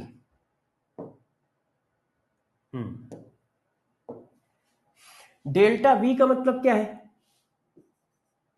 डेल्टा वी का मतलब है volume of solution minus volume of A liquid, volume of B liquid. ये है चेंज इन वैल्यूम का मतलब। अब इसको समझाते हैं, जरा बताना मुझे। बताओ भाई, जो वैल्यूम है वो फोर्स के इनवर्सली प्रोपोर्शनल होता है। यदि फोर्स ज्यादा होगा तो कंट्रैक्शन हो जाएगा, वैल्यूम कम हो जाएगा। फोर्स ज्यादा हो जाएगा तो कंट्रैक्शन हो जाएगा, वैल्यूम कम हो जाएगा। और फोर्स कम होगा तो एक्सपेंड करेंगे, वैल्यूम बढ़ जाएगा। अब आप मुझे एक एक करके बताना। यहां पर फोर्स बराबर है तो ना तो कंट्रैक्शन हुआ ना एक्सपेंशन हुआ, तो यहां पर चेंज इन वैल्यूम कितना आया? 0। क्यों? ना तो कंट्रैक्शन ना एक्सपेंशन, क्यों? फोर्स बराबर है। तो 10 ml तुमने ए के डाले, 10 ml बी के डाले, तो सॉल्यूशन के कितने ml बनेंगे? 20। मिलाने पे ना तो कंट्रैक्शन होगा ना एक्सपेंशन होगा। क्यों नहीं होगा? क्योंकि सबके फोर्स बराबर है। क्यों नहीं होगा? क्योंकि सबके फोर्स बराबर है। अब यहां पर क्या हुआ है? पॉजिटिव डेविएशन में, पॉजिटिव डेविएशन में फोर्स है कम, तो तुमने ए के 10 ml डाले, बी के 10 ml डाले, तो होना चाहिए 20 ml, मगर फोर्स कम होने की वजह से वो एक्सपेंड कर गया। 20 की जगह वो हो जाएगा 21 ml। 20 की जगह वो क्या हो जाएगा? 21 ml। क्यों? क्योंकि फोर्स कम है। पॉजिटिव डेविएशन का मतलब क्या है? वेपर ज्यादा, वेपर ज्यादा तो फोर्स कम, और फोर्स कम है तो एक्सपेंड करेंगे मॉलिक्यूल, मॉलिक्यूल क्या करेंगे? एक्सपेंड करेंगे। तो यहां पर डेल्टा वी की वैल्यू कैसी आएगी? पॉजिटिव आएगी। मतलब सॉल्यूशन मिलाने पर क्या हुआ है? वॉल्यूम बढ़ गया है। 10 ml इसके डाले, 10 ml इसके डाले, तो इसको 20 होना चाहिए था, मगर ये 20 की जगह 21 हो गया। क्यों? क्योंकि मिलाने पे फोर्स कम हो गया है। फोर्स कम हो गया तो मॉलिक्यूल एक्सपेंड करेंगे, एक्सपेंड करेंगे तो ज्यादा जगह घेरेंगे, ज्यादा जगह घेरेंगे। अच्छा, अब यहां पे आ जाओ। अब क्या है? फोर्स बढ़ गया, फोर्स बढ़ गया तो वॉल्यूम डिक्रीज कर जाएगा। आपने 10 ml इसके डाले, 10 ml इसके डाले, फोर्स बढ़ गया, फोर्स बढ़ गया तो कंट्रैक्ट करेंगे, श्रिंक करेंगे। तो 10 ml इसके डाले, 10 ml इसके डाले, तो 20 ml होना चाहिए, मगर 19 हो जाएगा। क्यों? क्योंकि फोर्स बढ़ गया है तो मॉलिक्यूल और पास पास आ गए, और मॉलिक्यूल पास आएंगे तो वॉल्यूम कम हो जाएगा। तो चेंज इन वॉल्यूम क्या हो जाएगा? निगेटिव, क्योंकि 20 होना चाहिए 19 हो गया, है ना? तो चेंज इन वॉल्यूम कैसा हो जाएगा? निगेटिव। क्या ये बात समझ पाए हो? यस या नो बताओ पहले। क्या ये बात समझ पाए हो कैसे लिखा है? भाई फोर्स ज्यादा तो कंट्रक्शन, फोर्स कम तो एक्सपेंशन। फोर्स के बेसिस पे सब चलेगा, ध्यान रखना। तो पॉजिटिव डेविएशन में फोर्स कम है, कम है तो एक्सपेंशन है, एक्सपेंशन है तो पॉजिटिव। निगेटिव डेविएशन में फोर्स ज्यादा है, फोर्स ज्यादा है तो कंट्रक्शन है, मतलब निगेटिव। अच्छा, अब तीसरी प्रॉपर्टी देखो, तीसरी प्रॉपर्टी ये मैं कॉपी कर चुका हूं, है ना? तो परेशान मत होइएगा। ये देखो पीछे लिखा हुआ है आपका, ये आपका पूरा पीछे लिखा हुआ है, ठीक है?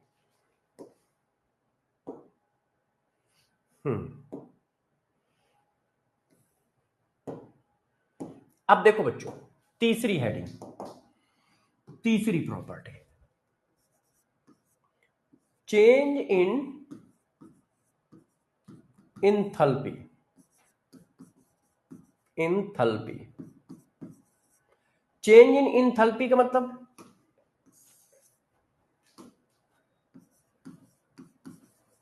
इंथैल्पी मतलब डेल्टा एच। देखो आपका एनर्जी,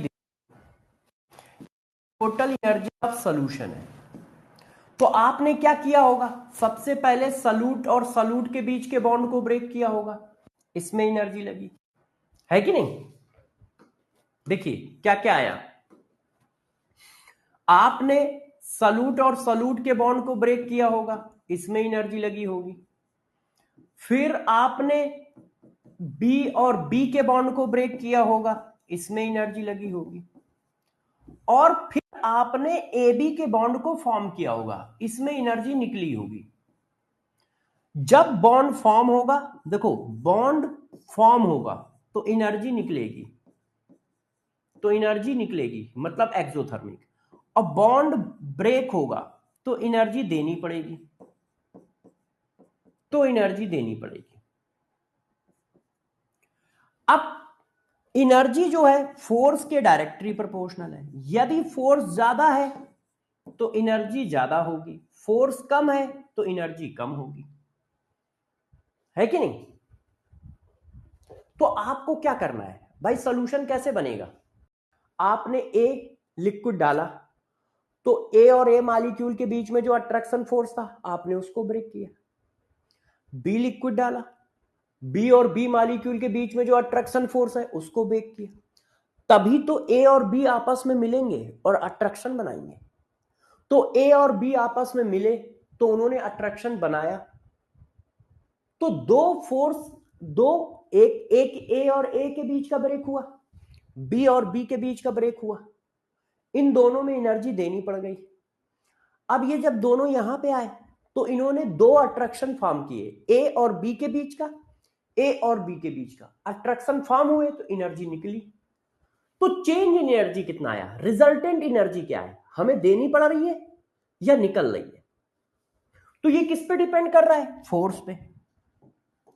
अब बताओ आइडियल सोल्यूशन में फोर्स क्या है, बराबर।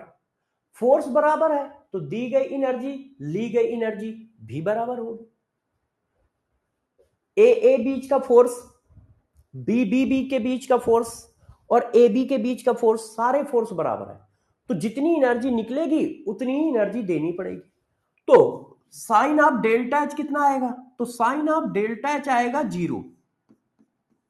मतलब ना तो एनर्जी देनी पड़ी ना एनर्जी निकली। क्यों? क्योंकि फोर्सेस बराबर है। ए को ब्रेक करने के लिए 10 जूल एनर्जी लगी, 2 ए आ गए। बी को ब्रेक करने के लिए 10 जूल एनर्जी लगी, 2 बी आ गए। टोटल कितनी एनर्जी लगी, 20 जूल। अब ए और बी ने मिलकर फोर्स फॉर्म किया, 10 जूल एनर्जी निकली और 2 फॉर्म किया, क्योंकि 2 ए थे 2 बी थे, तो 20 जूल एनर्जी निकली। तो 20 जूल एनर्जी दी और 20 जूल निकल गई। चेंज कितना आया, 0। चेंज कितना आया, 0। अच्छा, अब पॉजिटिव डेविएशन में बताओ, पॉजिटिव डेविएशन में फोर्स क्या है, कम, कम है। ए में 10 जूल दी, बी में 10 जूल दी। अब ए बी का फोर्स कम है, तो फोर्स कम है तो कम एनर्जी निकली, तो निकली 18। निकली क्या है, 8। 10 दी थी, निकली 8। तो देखो 10 दी 10 दी, टोटल 20 दी, निकली 8, फिर 8, टोटल 16 निकली और देनी पड़ी 20। तो बताओ साइन कैसा आएगा, प्लस का आएगा ना, देना आएगा ना। और देने को क्या कहते हैं, एंडोथर्मिक। मतलब डेल्टा एच का साइन कैसा आएगा, पॉजिटिव, एंडोथर्मिक। ऐसा क्यों हो रहा है, बात समझ रहे हो? ए और ए को ब्रेक किया, 10 जूल एनर्जी दी। बी और बी को ब्रेक किया, 10 जूल एनर्जी दी, टोटल 20 जूल एनर्जी दी। 2 ए एटम आ गए, 2 बी एटम आ गए, एक ए उठाया एक बी उठाया, फॉर्म किया। अब फोर्स वीक है, पॉजिटिव डेविएशन में फोर्स वीक है, फोर्स कम तो एनर्जी निकलेगी कम। अब फॉर्म हो रहा है तो 8 जूल एनर्जी निकली, एक और ए उठाया एक और बी उठाया, 8 फिर निकली, तो टोटल निकल गई 16। दी मैंने 20, तो देनी पड़ी 20, निकली 16, तो साइन कैसा आएगा, पॉजिटिव, मतलब एंडोथर्मिक। अब यहां आ जाओ, यहां साइन बताओ। निगेटिव डेविएशन में फोर्स ज्यादा है, 10 जूल एनर्जी ए को ब्रेक करने में 10 जूल देनी पड़ी, बी को ब्रेक करने में 10 जूल देनी पड़ी। अब ए और बी को मिलाया तो अब फोर्स ज्यादा है, तो एनर्जी निकली 12। जितना ज्यादा फोर्स उतनी ज्यादा एनर्जी।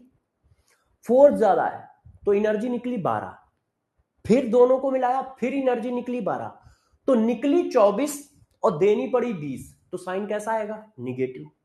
क्यों, निकलने को माइनस कहते हैं। तो निकली 24 देनी पड़ी 20, तो साइन कैसा आया, निगेटिव, मतलब एक्सोथर्मिक प्रोसेस होगा, मतलब एक्सोथर्मिक प्रोसेस होगा। तो देखो डेल्टा एच कैसा है, आइडियल सॉल्यूशन का डेल्टा एच 0, पॉजिटिव डेविएशन का प्लस, निगेटिव डेविएशन का माइनस। क्लियर है सबको? अच्छा, अब इस पे आओ, फोर्थ नंबर की heading, fourth, entropy change, entropy change of solution, of solution, मतलब डेल्टा एस। तो देखो यदि दो चीजों को मिलाओगे तो इंट्रोपी हमेशा इंक्रीज करती है, मिक्सिंग करने से इंट्रोपी हमेशा इंक्रीज करती है, मिक्सिंग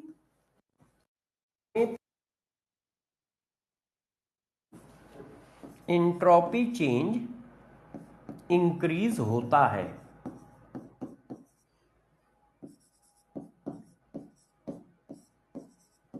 हमेशा आप किसी भी तरह की मिक्सिंग करो, आप लिक्विड से लिक्विड मिलाओ, लिक्विड से सॉलिड मिलाओ, सॉलिड से गैस मिलाओ, किसी भी तरह की मिक्सिंग हो रही है तो एंट्रोपी इंक्रीज करेगी।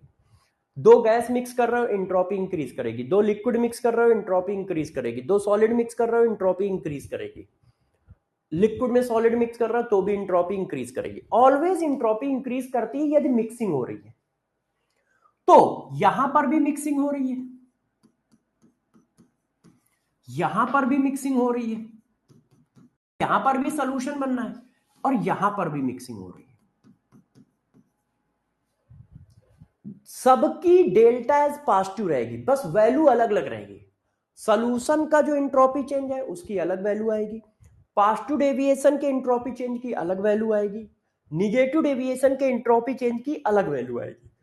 मगर सॉरी बच्चों, मगर वैल्यू पॉजिटिव आएगी, मगर तीनों की वैल्यू पॉजिटिव आएगी। क्यों? क्योंकि तीनों में सॉल्यूशन बनाया जा रहा है, दो लिक्विड मिक्स किए जा रहे हैं। ए बी लिक्विड यहां पर भी मिक्स कर रहे हो, ए बी लिक्विड यहां पर भी मिक्स कर रहे हो, ए बी लिक्विड यहां पर भी मिक्स कर रहे हो। दो लिक्विड की मिक्सिंग है तो एंट्रोपी इंक्रीज करेगी, बस इंक्रीज की वैल्यू अलग अलग होगी।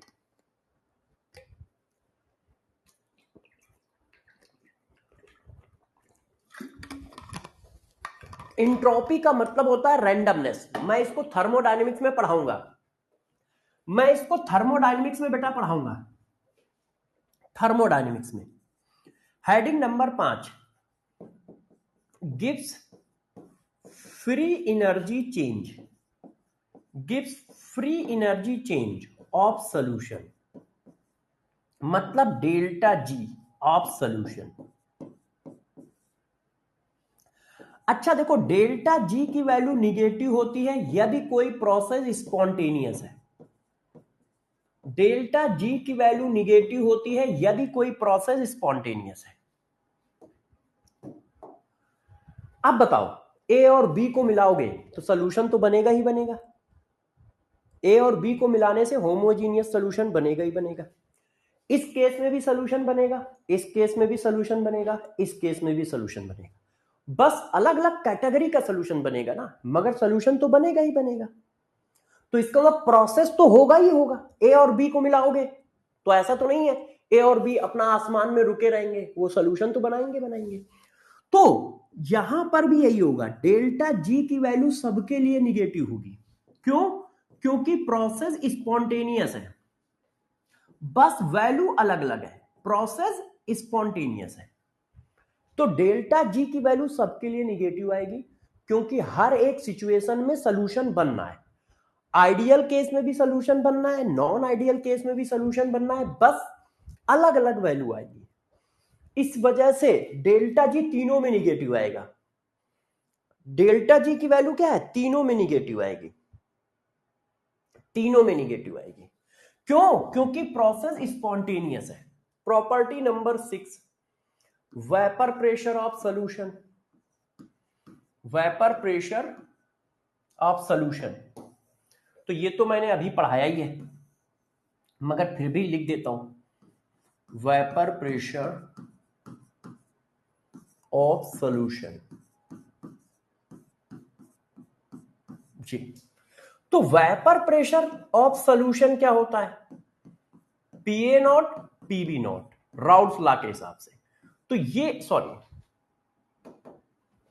ये राउल्स लॉ का हो गया और ये एक्सपेरिमेंटल हो गया।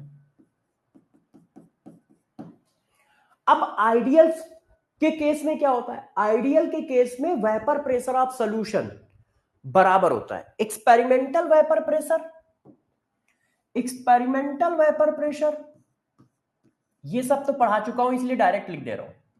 और राउल्स लॉ का वेपर प्रेशर आपस में बराबर होता है।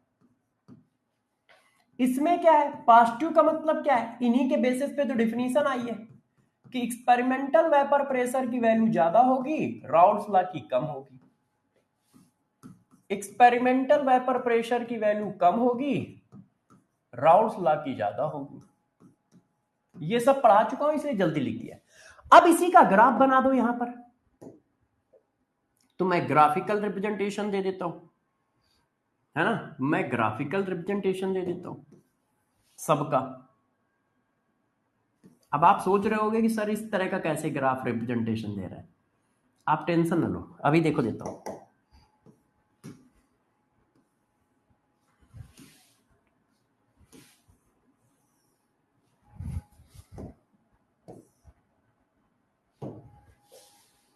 काई ए इक्वल टू 1, काई बी इक्वल टू 0, काई ए equal to 0, chi B equal to 1।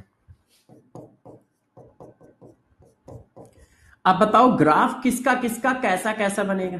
Munna भाई ग्राफ भी तो बताओ यार, अभी इन पे हम लोग क्वेश्चन भी करेंगे। ये इतनी सारी जो प्रॉपर्टी लिखाई है, समझाई है, इन पे क्वेश्चन भी तो करना है। अब देखिए राउल्ट्स लॉ का ग्राफ ये है,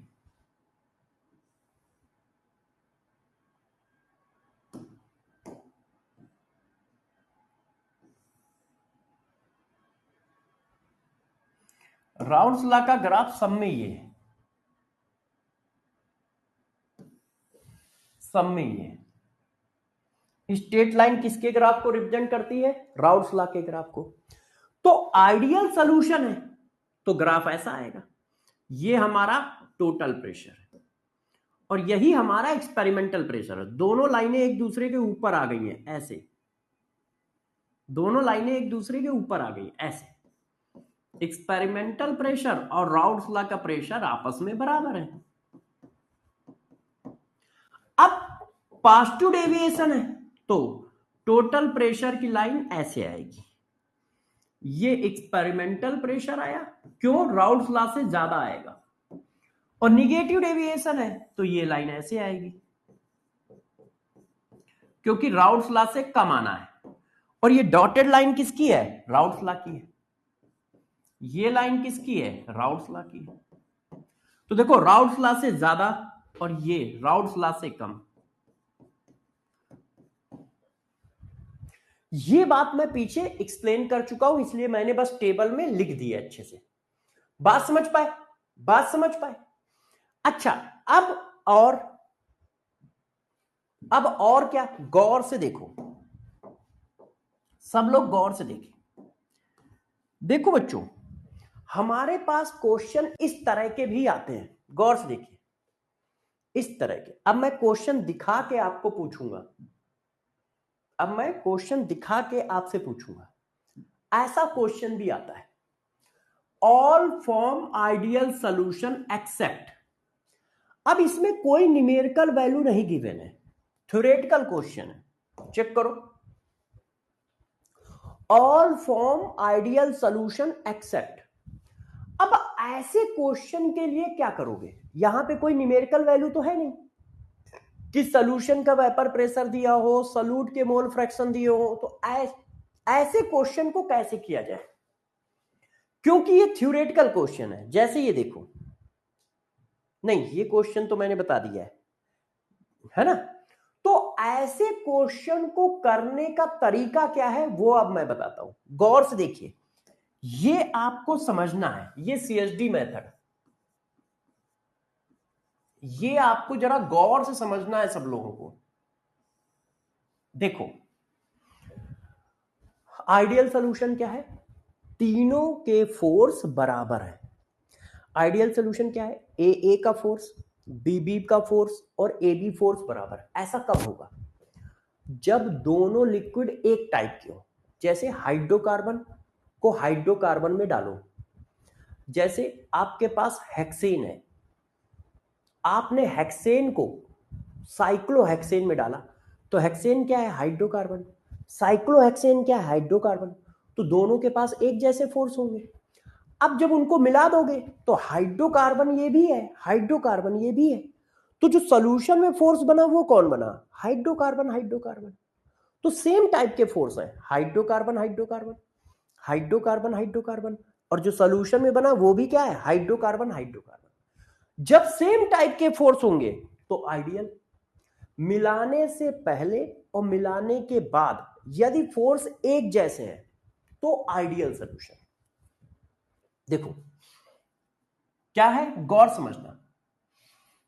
है ना, लिक्विड ए और liquid B, liquid A, liquid B and solution, liquid A, liquid B और सॉल्यूशन में ए बी के बीच का फोर्स एक जैसा है, एक जैसा है,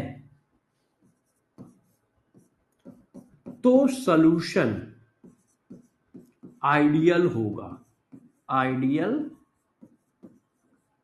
होगा। फॉर एग्जाम्पल जरा देखो, आपने हेक्सेन डाला, अब हेक्सेन में हाइड्रोकार्बन हाइड्रोकार्बन फोर्स है और इसको मिलाया हेप्टेन से, तो बताओ ये किस तरह का सॉल्यूशन होगा, आइडियल सॉल्यूशन होगा। हेक्सेन और हेप्टेन दोनों एक जैसे मॉलिक्यूल है, hexane hydrocarbon hydrocarbon, heptane hydrocarbon hydrocarbon, मिला दिया हाइड्रोकार्बन हाइड्रोकार्बन, एक जैसा है ना। हाँ एक, अच्छा हाँ, बीच, बीज नहीं होगा, बिल्कुल सही कह रहे हो, मैंने यहां पे थोड़ा गलत लिख दिया, बीच चा होगा, है ना। हाँ तो देखो ये क्या है, आइडियल सॉल्यूशन है। अब जैसे ये देखो, किसी ने कहा कि भाई बेंजीन और टाइलून को मिलाओ, दोनों देखो एरोमेटिक हाइड्रोकार्बन है, एक जैसे मॉलिक्यूल मिलेंगे तो आइडियल सॉल्यूशन आएगा। जैसे ये देखो, एल्काइल हैलाइड, एल्काइल हैलाइड, ये आइडियल सॉल्यूशन। इसके पास force alkyl halide versus alkyl halide, इसके पास force alkyl halide versus alkyl halide, मिला दिया alkyl halide versus alkyl halide. यदि एक जैसे मॉलिक्यूल मिलाए जा रहे हैं तो आइडियल सॉल्यूशन बनेगा। ये देखो, तो आइडियल सॉल्यूशन बनेगा। हाँ बेटा लिख दिया, तो आइडियल सॉल्यूशन होगा, ए के बीच में जो फोर्स है वही बी के बीच में फोर्स हो और मिलाने पर भी वही फोर्स आए, तो आइडियल सॉल्यूशन। देखो alkyl halide versus alkyl halide force, alkyl halide versus alkyl halide force, मिला दिया alkyl halide versus alkyl halide force, carbon tetrachloride versus carbon tetrabromide, एक जैसे मॉलिक्यूल है, तो आइडियल सॉल्यूशन। अच्छा अब नॉन आइडियल कैसा आएगा, अब नॉन आइडियल कैसा आएगा जरा समझो। देखो पॉजिटिव डेविएशन कब आता है, जब फोर्स कम हो जाए, है ना। अब फोर्स कम कैसे होगा, लिक्विड ए लिक्विड बी को मिलाने पर यदि फोर्स कम हो जाता है, कम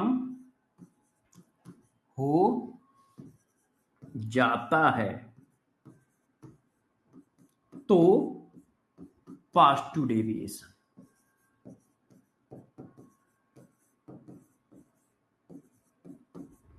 अब बच्चों ने कहा ऐसा कैसे पता चलेगा, तो और गौर सुनो। अब ये देखो order of force, order of force, force का ऑर्डर क्या है, कौन से फोर्स सबसे ज्यादा होते हैं। सबसे बड़ा फोर्स होता है जब आयन का आयन के साथ हो, उसके बाद होता है हाइड्रोजन बॉन्डिंग, उसके बाद होता है एक पोलर मॉलिक्यूल का पोलर मॉलिक्यूल के साथ, उसके बाद होता है नॉन पोलर मॉलिक्यूल का नॉन पोलर मॉलिक्यूल के साथ फोर्स। अब देखो इससे आपको सब कुछ आइडिया लग जाएगा, कैसे लग जाएगा अभी मैं बताता हूं, डरिएगा नहीं, अभी मैं बताता हूं, डरिएगा नहीं। इसको मैं और लिखूंगा अगले पेज पे। इसको मैं और लिखूंगा अगले पेज पे। देखो देखो बच्चों, डरना नहीं। अब गौर से देखिएगा, अपने आप सब समझ में आ जाएगा। आपने वाटर में डाला CCl4, अब देखो क्या होगा। वाटर में क्या है, हाइड्रोजन बॉन्डिंग है। आपने CCl4 डाल दिया तो CCl4 इसके बीच में आ गया, तो क्या हाइड्रोजन बॉन्डिंग ब्रेक हो गई? हो गई। अब जो भी फोर्स फॉर्म होगा वो हाइड्रोजन बॉन्डिंग से वीक ही होगा। क्यों? हाइड्रोजन बॉन्डिंग से स्ट्रॉन्ग फोर्स आयन आयन है। जैसे NaCl डाल दो तो कैटायन और एनायन के बीच में जो इलेक्ट्रोस्टैटिक फोर्स लगता है उसको कहते हैं आयन आयन फोर्स। तो कार्बन टेट्राक्लोराइड को यदि वाटर में डालोगे तो क्या आयन फॉर्म होंगे? नहीं होंगे। तो इसका मतलब जो भी फोर्स आएगा वो हाइड्रोजन बॉन्डिंग से वीक ही आएगा। आपने फोर्स कौन सा बेक किया? हाइड्रोजन बॉन्डिंग वाला। वाटर में हाइड्रोजन बॉन्डिंग थी, आपने कार्बन टेट्राक्लोराइड डाला, वो वाटर के बीच में जाके धंस गया, उसने हाइड्रोजन बॉन्डिंग ब्रेक कर दी। क्या वो पानी में आयोनाइज होगा? नहीं। तो आयन आयन फोर्स आएगा? नहीं।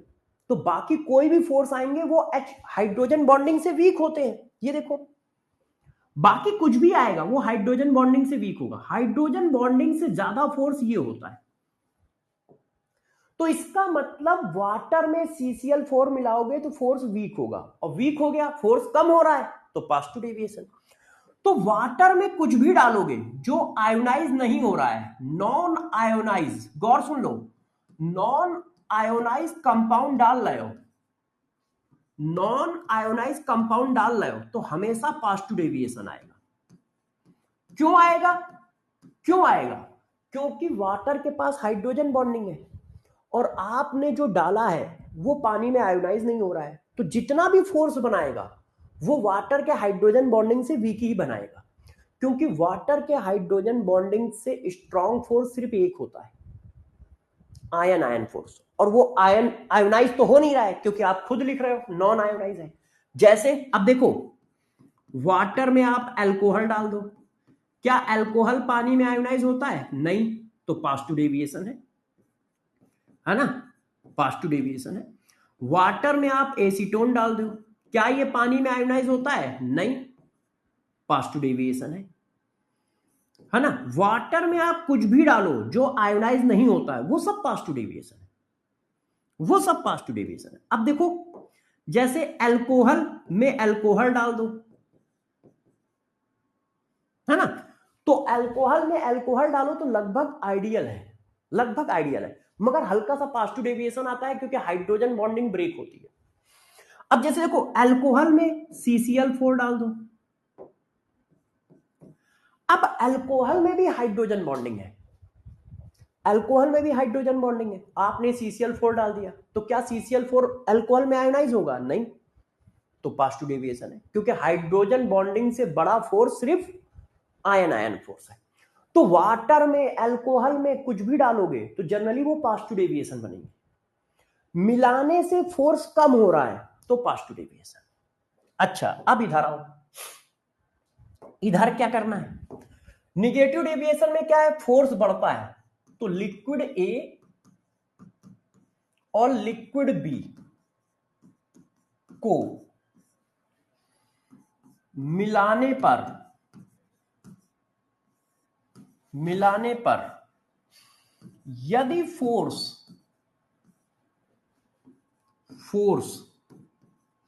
इंक्रीज हो रहा है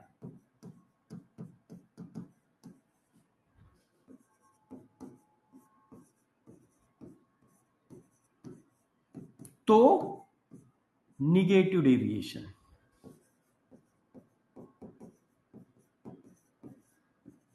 होगा। अब देखो, गौर से नोट डाल के लिख रहा हूं, आप वाटर में यदि एसिड डालोगे तो ये पानी में आयोनाइज होते हैं, बेस डालोगे ये पानी में आयोनाइज होते हैं, एंड सॉल्ट डालोगे तो ये भी पानी में आयोनाइज होते हैं। तो ये सारे केस जो है निगेटिव डेविएशन के। क्यों? क्योंकि जब ये पानी में आयोनाइज हो गए तो उन्होंने फोर्स बढ़ा दिया। वाटर ये है और आयोनाइज ये है, तो इसका मतलब वाटर में आपने एसिड डाल दिया तो निगेटिव डेविएशन, वाटर में आपने बेस डाल दिया निगेटिव डेविएशन। क्यों? आयन आ जाएंगे। वाटर में आपने सॉल्ट डाल दिया निगेटिव डेविएशन। क्यों? आयन आ जाएंगे। आयन आने से आयन आयन वाला फोर्स बन गया और वो सबसे स्ट्रांग फोर्स है।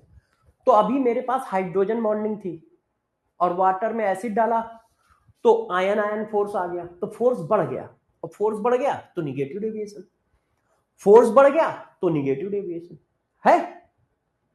अब इसके कुछ और खास केस हैं जहां बच्चे फंस सकते हैं, इनको आप याद रखना। जिसको पहले से नहीं आता है वो नहीं बता पाएगा, जिनको पहले से नहीं आता है वो नहीं बता पाएंगे, चाहे वो आप हो चाहे वो हम हो। ध्यान रखना, ऐसा नहीं कि हम बता लेंगे, हम भी नहीं बता पाएंगे, मगर हमें इतना पढ़ रखा है तो इसलिए हम बता रहे हैं। इसमें मेरा कोई टैलेंट नहीं लगा है ना। जैसे आप सोचो कि यार सर तो निकाल देते, मैं नहीं निकाल पाता, नहीं, सर को वो याद है। क्यों याद है? क्योंकि हजारों क्वेश्चन कर रखे सर ने।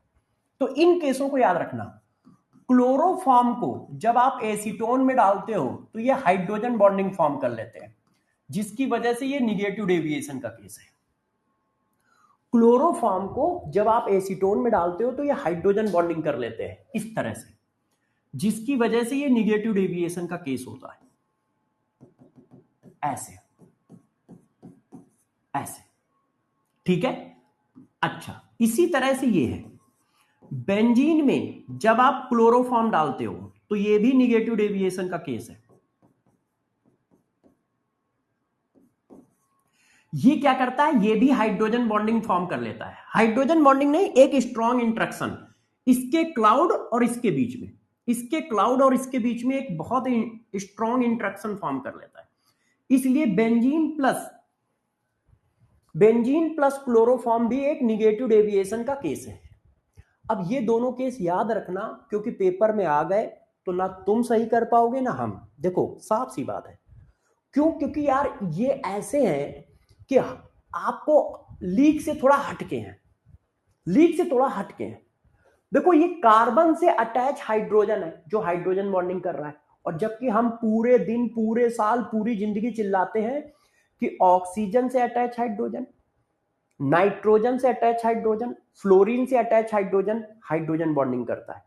और यहां देखो कार्बन से अटैच हाइड्रोजन हाइड्रोजन बॉन्डिंग कर रहा है। तो बेचारा बच्चा कैसे कर पाएगा? कैसे कर पाएगा? पढ़ाओगे कुछ, होगा कुछ, तो कैसे कर पाएगा? और बच्चा तो छोड़ो, हम कैसे कर पाएंगे? पढ़ा कुछ और आ कुछ रहा है। तो ये केस जिसको याद होगा वही सही करेगा, चाहे तुम हो चाहे हम हो। इसलिए ध्यान रखना। और वही यहां पर है, बेंजीन इतना ज्यादा स्ट्रॉन्ग फोर्स बना देगा, ये कैसे पता चलेगा यार? बाकी किसी में तो नहीं बना रहा है। तो ये वाला भी ध्यान रखो कि बेंजीन का क्लाउड एसीटोन के हाइड्रोजन के साथ बहुत स्ट्रॉन्ग अट्रैक्शन फोर्स बनाता है, जिसकी वजह से ये निगेटिव डेविएशन बोला जाता है। इस वजह से ये भी आया ना तो गैस नहीं कर पाओगे, और तुम छोड़ो हम भी नहीं कर पाएंगे। इसमें ये तुम ना समझना कि तुम नहीं कर पा रहे हो, सर कर लेते होंगे। मैं भी हाथ जोड़ा हूं, मैं भी गैस नहीं कर पाता हूं। ये तो मुझे याद क्यों है? क्योंकि यार इतने सारे क्वेश्चन किए हैं तो दिमाग में है। तो आप भी इन दोनों केसों को ध्यान रखना। भूलोगे तो तुमसे भी नहीं होगा, हमसे भी नहीं होगा। हम भूल गए तो हमसे भी नहीं होगा, और तुम भूल गए तो तुमसे भी नहीं होगा। अच्छा, अब last and final heading, azeotropic mixture क्या होते हैं? Azeotropic mixture.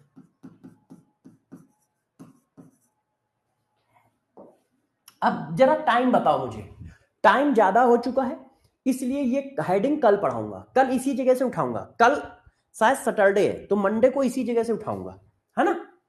आप डीपीपी नंबर 3 कर सकते हो, मगर एजियोट्रॉपिक मिक्सचर वाले क्वेश्चन मत करिएगा। डीपीपी नंबर 3 कर सकते हो मगर एजियोट्रॉपिक मिक्सचर वाले क्वेश्चन मत करिएगा, ठीक है। अभी देखो क्वेश्चन भी कराने बाकी हैं, ये देखो ये देखो। तो ये सब मैं कल कराऊंगा, है ना। कल का मतलब अगली क्लास में, कल का मतलब अगली क्लास में, ठीक है। हाँ ठीक है, हाँ अपलोड कर दूंगा बेटा। अपना ध्यान रखिएगा, पढ़ाई करते रहिएगा। बाय बाय बच्चों, ठीक है। कल फिर मिलेंगे, बाय बाय। और नीट एडवांस बुक सब लोग ले लो,